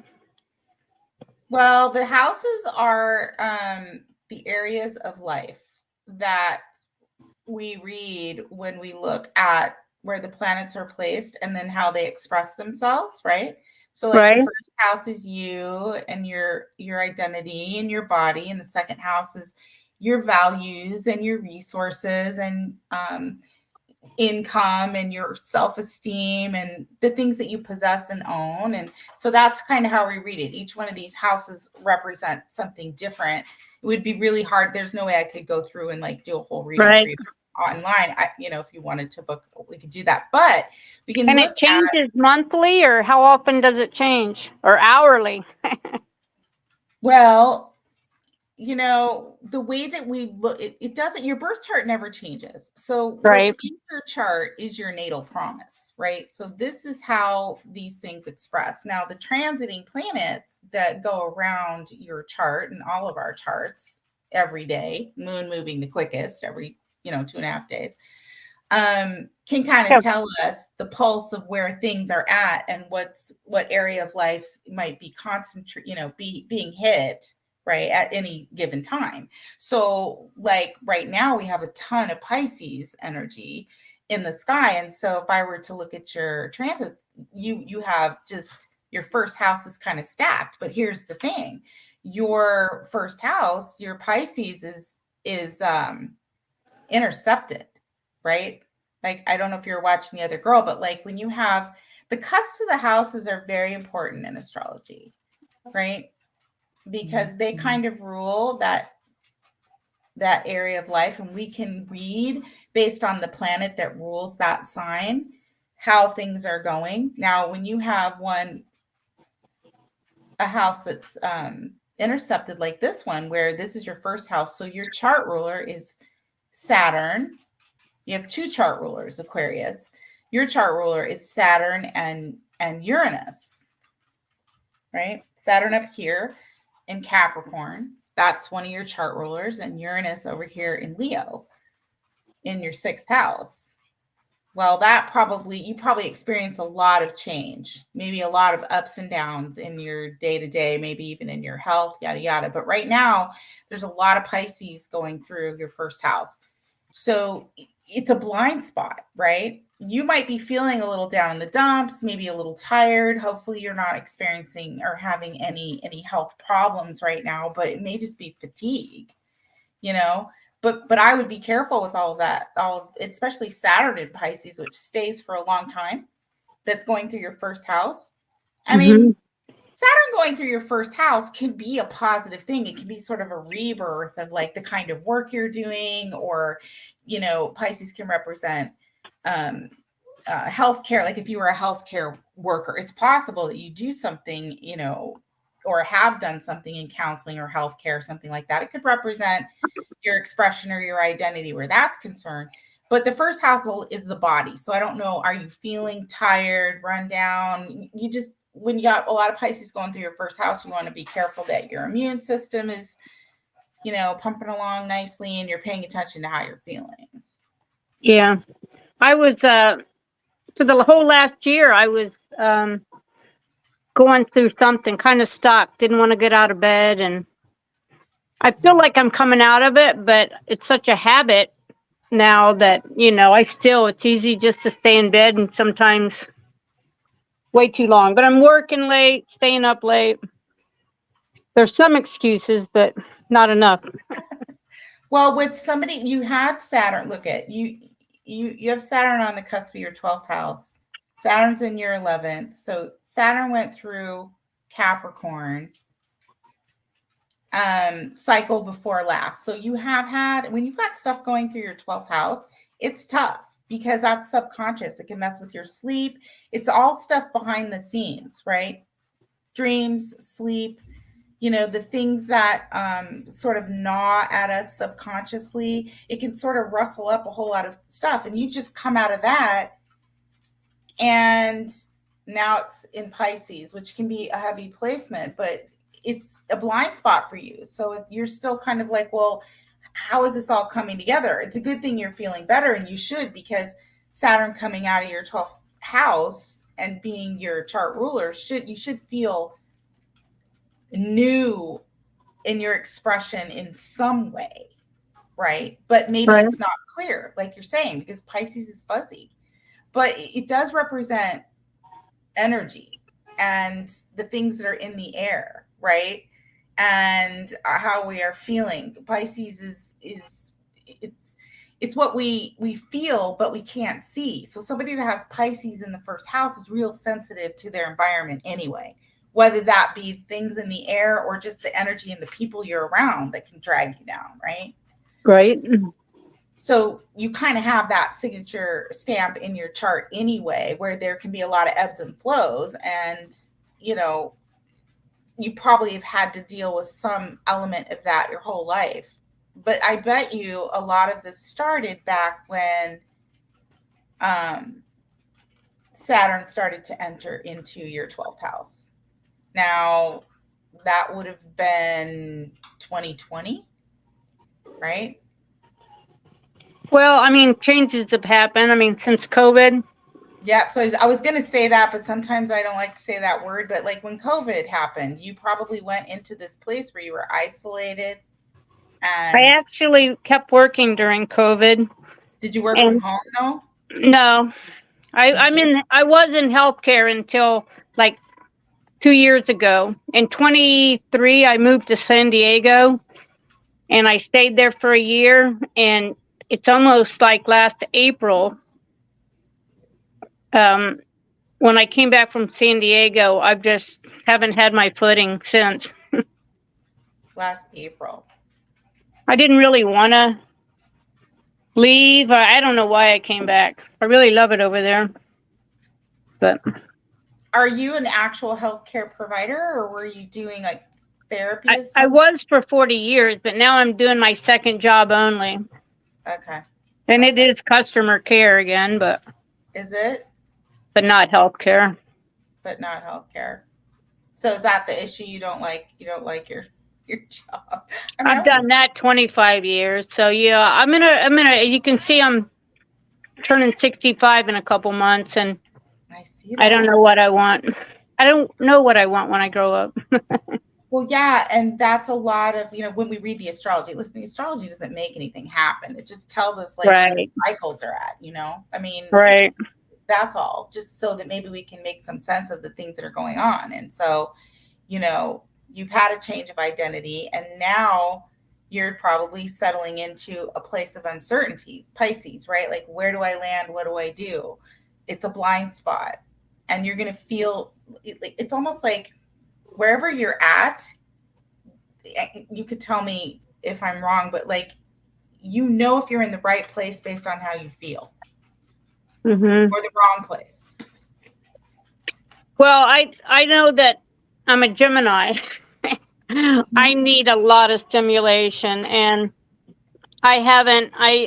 You know what? I mean, I feel very ungrateful. I mean, I am stimulated, but the last year I haven't.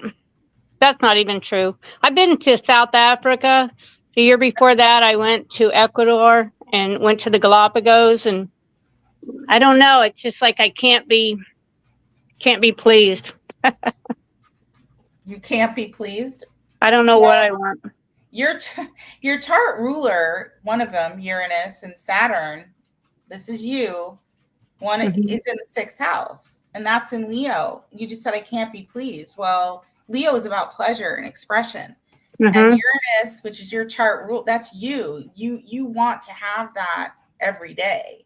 You want to have those experiences, and that sort of, whether it's creative expression or just pleasure in general, right? Like Uranus can be like exciting. And Aquarians really, you're an Aquarius rising. I know you're a Gemini sun, but Aquarius rising is how you express in the world. And Aquariuses really want to experience everything that's different and unique. Right. And they can change directions and change their mind very quickly. And if you're in a situation where you're feeling limited because of outside circumstances, it could drive you crazy, right? Yeah. And it could affect your health because your chart ruler's in the 6th house. So that makes sense. So you need those kinds of experiences. And, you have your moon is essentially, the moon is our emotions, right? It also represents the mother. We can't get into all of that stuff here, but it's your emotions, and you have that in your 1st house. So you very much, your emotions can fluctuate. Oh yeah. Very, very quickly. Right? Yeah, that's kind of who I am. Yeah. Yeah. And like whatever I'm thinking can change me immediately. Exactly. And whatever you're feeling, like however your body feels, like you can go from probably 0 to 60 pretty quickly emotionally, depending on what's going on in your environment, and it affects your expression. Is that always going to have that? That is, yes, that is just part of who I am. Yeah. It's who you are. But part of what you can do to mitigate that is make sure you're burning off, because Uranus can be anxiety too. Like, does anxiety trip it off? Right? Does boredom trip it off? Right. That Uranus can be, I've got to keep moving. It's like sudden change all the time. So it's almost like maybe you need that. So what can you do? Well, you can make sure that you're stimulated in some way on a daily basis, whether that's whatever you like to do. Leo is very much about being able to express yourself in some way, whether that's painting or running or Leo in the 6th house, you probably are an active person, I would assume. Yeah, I've been more active. I mean, I don't know. I'm just kind of in a place where I just let go of a whole lot of my stuff in this idea that maybe I want to leave this house, maybe leave this state, because at 65 I can do whatever I want. I can quit the job. I got the Medicare, and I guess having so many options is, and then it scares me to not think about not having a job to go to every day. But Yeah. I need that. I need stimulation, and having 2 jobs for the last 25 years and now only having one, and it was still only full time, but now I'm just part time, and I feel under stimulated, and I don't really feel purposeful. And that's because you need that. You have Sagittarius that rules your midheaven, and up here your midheaven is your purpose out in the world, your work, right? And how you're seen, your reputation, what you do out there in the world. And Jupiter in Sag represents knowledge and experiences and adventure, but it's also teaching, right? It's also expanding your knowledge, whether that's spiritually or whatever you're studying, whether you're teaching, studying, learning. It's got to be something that has to be big, right? It's got to be there's got to be a span there for you, a big constant glow up, constant stimulation there, as well as this Uranus and Leo. And so your Jupiter rules Sag. So that's very much a part of how you want to operate out in the world. And Sagittarius is also like foreign lands and travel. And you mentioned you did some of that already, but I think if you aren't in a place, whether that's physically you're able to travel, or at least to be able to stimulate your mind and what you're learning on a regular basis, you're going to feel very anxious because they're connected. And Jupiter is in the 9th house, which is our beliefs and our philosophy. That's the ruler of your 10th, right? And your 11th. And also it's this blind spot here, right? So you probably get these feelings where you just feel lost. Like, I know I want to be somewhere, go somewhere, do something. This doesn't feel right, and you want to move. You want to move and do something. And so Jupiter is in Scorpio, and it's retrograde. So it's a lot of internal feeling like you could burst from the inside out, maybe, if you don't kind of get, yeah. But it indicates in the ninth house is Jupiter that there's something about what you might be able to teach other people, or the knowledge that you might be able to gain through things like maybe spirituality or travel, or investigate, like research, or just learning about the mysteries of life and the world in general, right? Might be stimulating. Right. I think that lady told me that I could be good at this, but that was a long time ago. I didn't pursue it at astrology, but I don't know why she said that, but well, you could be. I mean, I guess anybody could be anything. Yeah, well, Mercury or Scorpio is things that are mystical and occult-like and spiritual, and Jupiter is about learning and expanding. 9th house is spirituality, philosophies, learning, and integrating that into your beliefs, right? 9th house beliefs. So yeah, you absolutely could. You have a spiritual edge to you, for sure. You've got a Neptune in Scorpio, right on the cusp of your 9th house, and in the 8th house of things like the occult. So absolutely, you could do things like that. Counseling, astrology, even things like just the study of of esoteric things in general, right? Maybe even from a place of history, like historical type things. Like you mentioned that you went to Mexico, you visited the Mayan, all of that. I've been to 40 countries. When I started the airline, I just jammed, and I've been to 40 countries. So I'm well traveled, and only don't have a ton left that I want to do, but I'm down, I'll run out. Yeah. But anyway, right now you're going through a period of flux. So the fact that you're feeling a little lost and directionless and you don't know why, it's in the astrology, right? Mm-hmm. And you may continue to feel that way through this year. I wouldn't be Right. Don't be hard on yourself, right? But because once Saturn comes out of Pisces, it's going to go into Aries. And Mm-hmm. this is your self-esteem, right? This Mm-hmm. is your earned income. Yeah, it's going to hit the South Node. That could mean a lot of things. Mars rules, but it could mean a change in your day-to-day routines. And Mars does really well in the sixth house, right? Mars, it has its joy in the sixth house. You could find yourself getting pretty busy. And maybe it has something to do with caretaking or healthcare, or it could have something to do with a home or home environment. I don't know if you do real estate, I mean, anything like that. Or just a lot of movement in terms of taking care of your own body and feeling better, right? Like, Mm-hmm.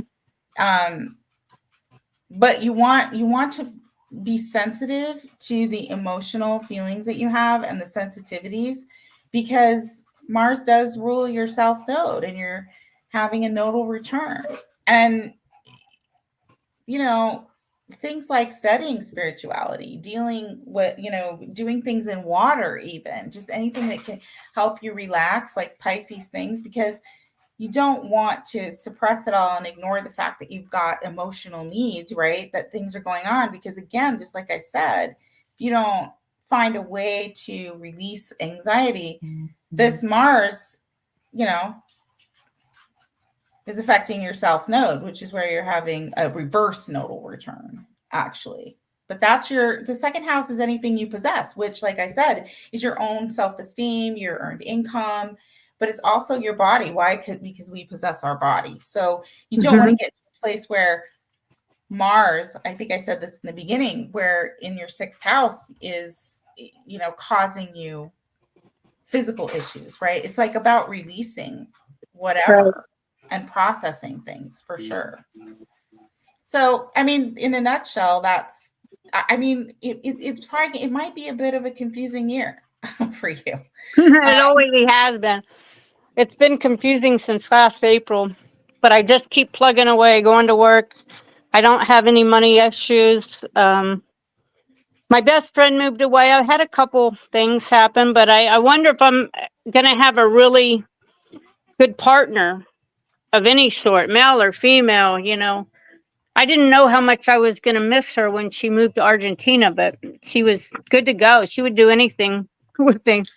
Well, the ruler of your seventh house is the sun, and you have the sun in the fourth house. So the fact that you said male or female, a Gemini is kind of this and that is true. There's a lot of potential like polyamory or being bisexual stuff when you have the seventh house ruler Gemini, right? Mm-hmm. So it could be either or. I could see that. I'm not even looking for amorous. I'm looking for a good friend. That's all I really want, which either or, that's would make a good partner, right? Is a good friend, but yeah. Just a good hang. Yeah, I see what you're saying. You'd really want to see like a good good aspects to the sun.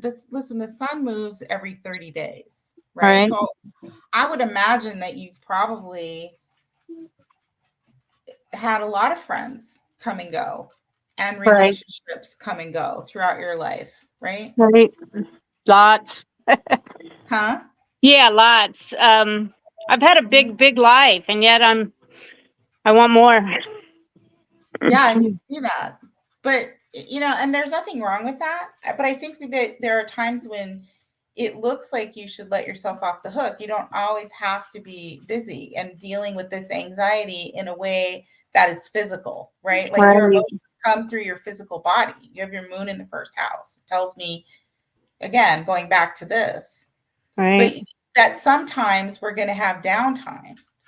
And you've experienced this downtime since Saturn was in Capricorn, since 2020. Basically, probably your gauge is like the whole world changed then. And now you've got to reinvent yourself or figure. And in the meantime, now you're like, well, do I retire? Do I do this? Do I do that?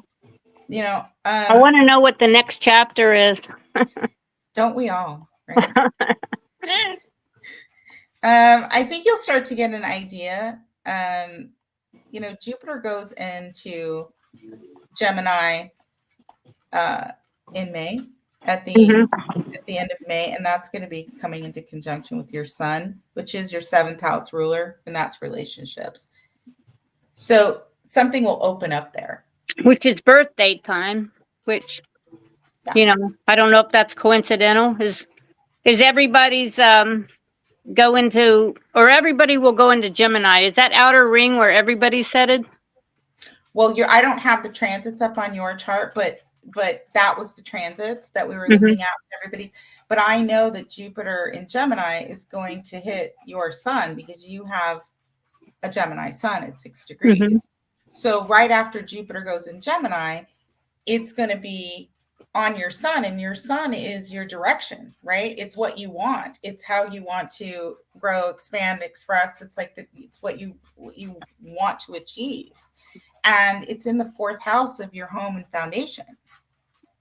And so maybe I'll get some answers and solidify some sort of plan, or yes, exactly. Or at least have the opportunity to. You might have some ideas, and you might partner up, or that, because the sun, Jupiter's going to glow up your sun, right? Right. And that's what you want to do. And it rules the 7th house, which is relationships. It's other people. So could you, and there's a sextile, your sun sextiles, which is a nice harmonious connection, which means your sun in the 4th house sextiles your relationship house. So it's very easy for you to make connections when they come around. Like, you probably notice them. It's like you can make that connection. But that's when there might be some discussions or connections or some new people coming in. I've always, I guess there's something, I've always met lots of people with no problem, but I've never had great luck in relationships, in intimate, close relationships. I for whatever reason, who knows? Maybe I'm picking the wrong sign guy. I'm gonna look for a Libra. We all go through our having our picker broken, for sure. But you probably attract optimistic but maybe narcissistic people, depending on the stage you're at in your life. Leo is very much, and that doesn't mean you're bringing in Leos, although you could bring in actual Leos, but you're bringing in people that are like very big, very large, and that they might require a lot of attention, is what I'm saying, right? Right. And you're not really the type of person, I don't think, that is going to completely focus your attention on somebody else, unless it's got to be reciprocal. I don't think Geminis are in general, right? Not really, no. They can, but certainly I got my codependent side, and I like to care for people, but I don't want to do it 24/7. Yeah. I've had those codependent jobs, healthcare, Jesus. Yeah. All of that sounds very familiar. I'm a Gemini sun. I have a lot of Gemini placements myself, and I worked in healthcare for 30 years. So I get what you're saying. Right. And but there does have to be that connection there. Leo on the 7th house cusp, it's a very big personalities that you would bring in, right? And depending on the level of maturity of that expression, it could be somebody where it's all about them, and then because you, right, are going to put yourself first, hopefully, in a lot of situations. Why? Because maybe, you've got the sun in the 4th house. It looks to me like your father had a big impact on you, in some way. But he was a bigger personality than my mom. But, but they were both good parents, and he was a Pisces, and he wanted he wanted more for himself. I'm sure he did for his kids too, but he wasn't afraid of exploring at all. And, you know, for being somebody not evolved, he was into classical music. He wrote books. He tried everything and never really succeeded. But he did save money and keep a job and raise his kids. I mean, you might find that your relationships, you know, I mean, they've changed a lot anyway. You know, you have Pluto in Virgo. I have Pluto in Virgo. That's an era. You know, there are a lot of us that are born in the era of Pluto and Virgo. And so 7th house is a lot of helping people create change and taking care of people throughout your life, and, you know, making sure that there's a lot of perfection that is expected too when it comes to Virgo, right? It's not the perfect relationship. It's not this. So, you know, it can come from both sides, right? Like, Right. trying to control people or people trying to control you, you know, one way or the Right. other. But for you, you know, I mean, listen, you have a Saturn in the 11th house in Capricorn. You want to manage people, whether they're friends or groups. Whether they want it or not. Exactly. Exactly. So you know, but this is kind of like Saturn's your ruler, and it's in Pisces. This is, you need to let yourself off the hook right now. Relax a little bit, let loose. Don't worry about such a strict schedule and knowing exactly what you're going to do, and find other outlets, right? This is a bit of a time for rest and just allowing and going with the flow, where you probably haven't done a lot of that in your life. But once you learn how to do that, like slow down and sort of relax a little bit, then I think you'll come into a completely new expression of like, what's the next chapter, right? Right. Yeah. I hope so. Yeah, me too. You and me both. we're in the same boat. I totally get it. Anyway, that's like, you know, I probably, as much as I could do like live on YouTube, but you know, Sean knows how to tell you how to get a hold of me. It's so weird though, you know, your name is Lynette. I have to tell you this. I'm gonna take your chart down here. Yeah. But your name is Lynette, and I don't know if you saw the beginning of this live stream, but your name is Lynette. My sister's name was Lynette, although it was Lyn, right? And she's my biological sister who lived in San Diego. Oh, wow. For 35 years. And today is the exact 1 anniversary of the day she died. Wow. And, yeah. And not that has anything, but it was like, oh, that's kind of weird. You know, kind of coincidental or something. Yeah. Yeah. Happens. Supposed coincidence seem to happen all the time. Yeah. For sure. Right. Yeah. Anyway, I heard you talking about her. Yeah. And missing her. And yeah. I mean, we called her Lynn, but her name's Lynette. That's her full name, is Lynette. Right. Anyway. Well, you have to find some, not a relationship to replace her, but, you know, something that fulfills you like she did. Yeah, I mean, she came in just as quick as she came in, and I had her for a short time, and I lost her, you know. But well, I shouldn't say I lost her. That sounds very self-absorbed. It was just the way it was supposed to be, right? That just gotten to the point where whatever is supposed to happen has happened, and will continue to happen. I don't have any control over it. Right. As hard as that is to admit, it's the truth. Right. Anyway, thank you so much. I appreciate it. It's nice meeting you. Maybe we'll chat again sometime. Yeah. I think this is a good idea. Yeah. You have a good evening. Was I the last one? You were. Let me just double check. I think you are. I think everybody. Well, I know Suzanne is still here. She's been moderating for me. Thank you so much, Suzanne. But yeah, you are the last one. So thank you for hanging out on Saturday night. Yeah. I know you know Rashawn. She's a gem. Oh, she's awesome. Yeah, I've known Rashawn for over 20 years. Yeah. I keep telling her she needs to tell her story. She has an amazing comeback story. So yeah. She's done well. Yeah. All right. Well, thank you. Well, we'll have to hear your story sometime. Yeah. Are you from Arizona? I am. I was born here. Yep. Oh, wow. And stayed. Are you Gemini? I am. I'm a Gemini sun. Yep. and you stayed.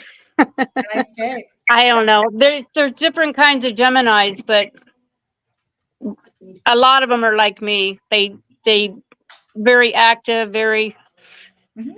And I got a brother-in-law born on the same day, and he could stay in front of his TV watching basketball all day. So not like me, but Gemini's games. So there you Yeah. go. It just depends. There you go. Everything else is at. Anyway, it was a pleasure, Lynette. Thank you so much. all right. You All right, take take care. care. Thanks for taking the time. Bye-bye. Bye-bye. All right, there we go. I know I see you, Susanna. I see you back there waving your hand, and thank you for moderating for me. I appreciate it. Wow. Okay, so that was fun. I appreciate everybody being here. I'm going to try and do this as regular as possible, maybe every week or every other week. If you want a in-depth reading, like a longer reading, one-on-one, get a hold of me. My email is down below in the description box, and I would love to do that. But I am going to go Saturday night. My dog is tap dancing all over the floor. I have no idea what she wants. And my grandson is like probably biting his tongue because I threatened him. I'm like, if you scream in those video games when I'm doing this, we're going to be. So he probably wants to chat with me too. But anyway, thank you very much. I appreciate everybody. Thanks for being here. I will be back. I'll see you soon. We have a full moon, or not a full moon, a new moon in Pisces coming up. So we'll do a video on that and some more live readings. I'll post them. Like, subscribe, share if you haven't. If you were here tonight, would love it if you could tell your friends. I'm trying to get my subscription, my subscribers up, my exposure up. I would be grateful for that. But yeah, I will see you soon. Thanks so much. And until the next time, may the stars forever be in your favor. Take good care. Bye for now.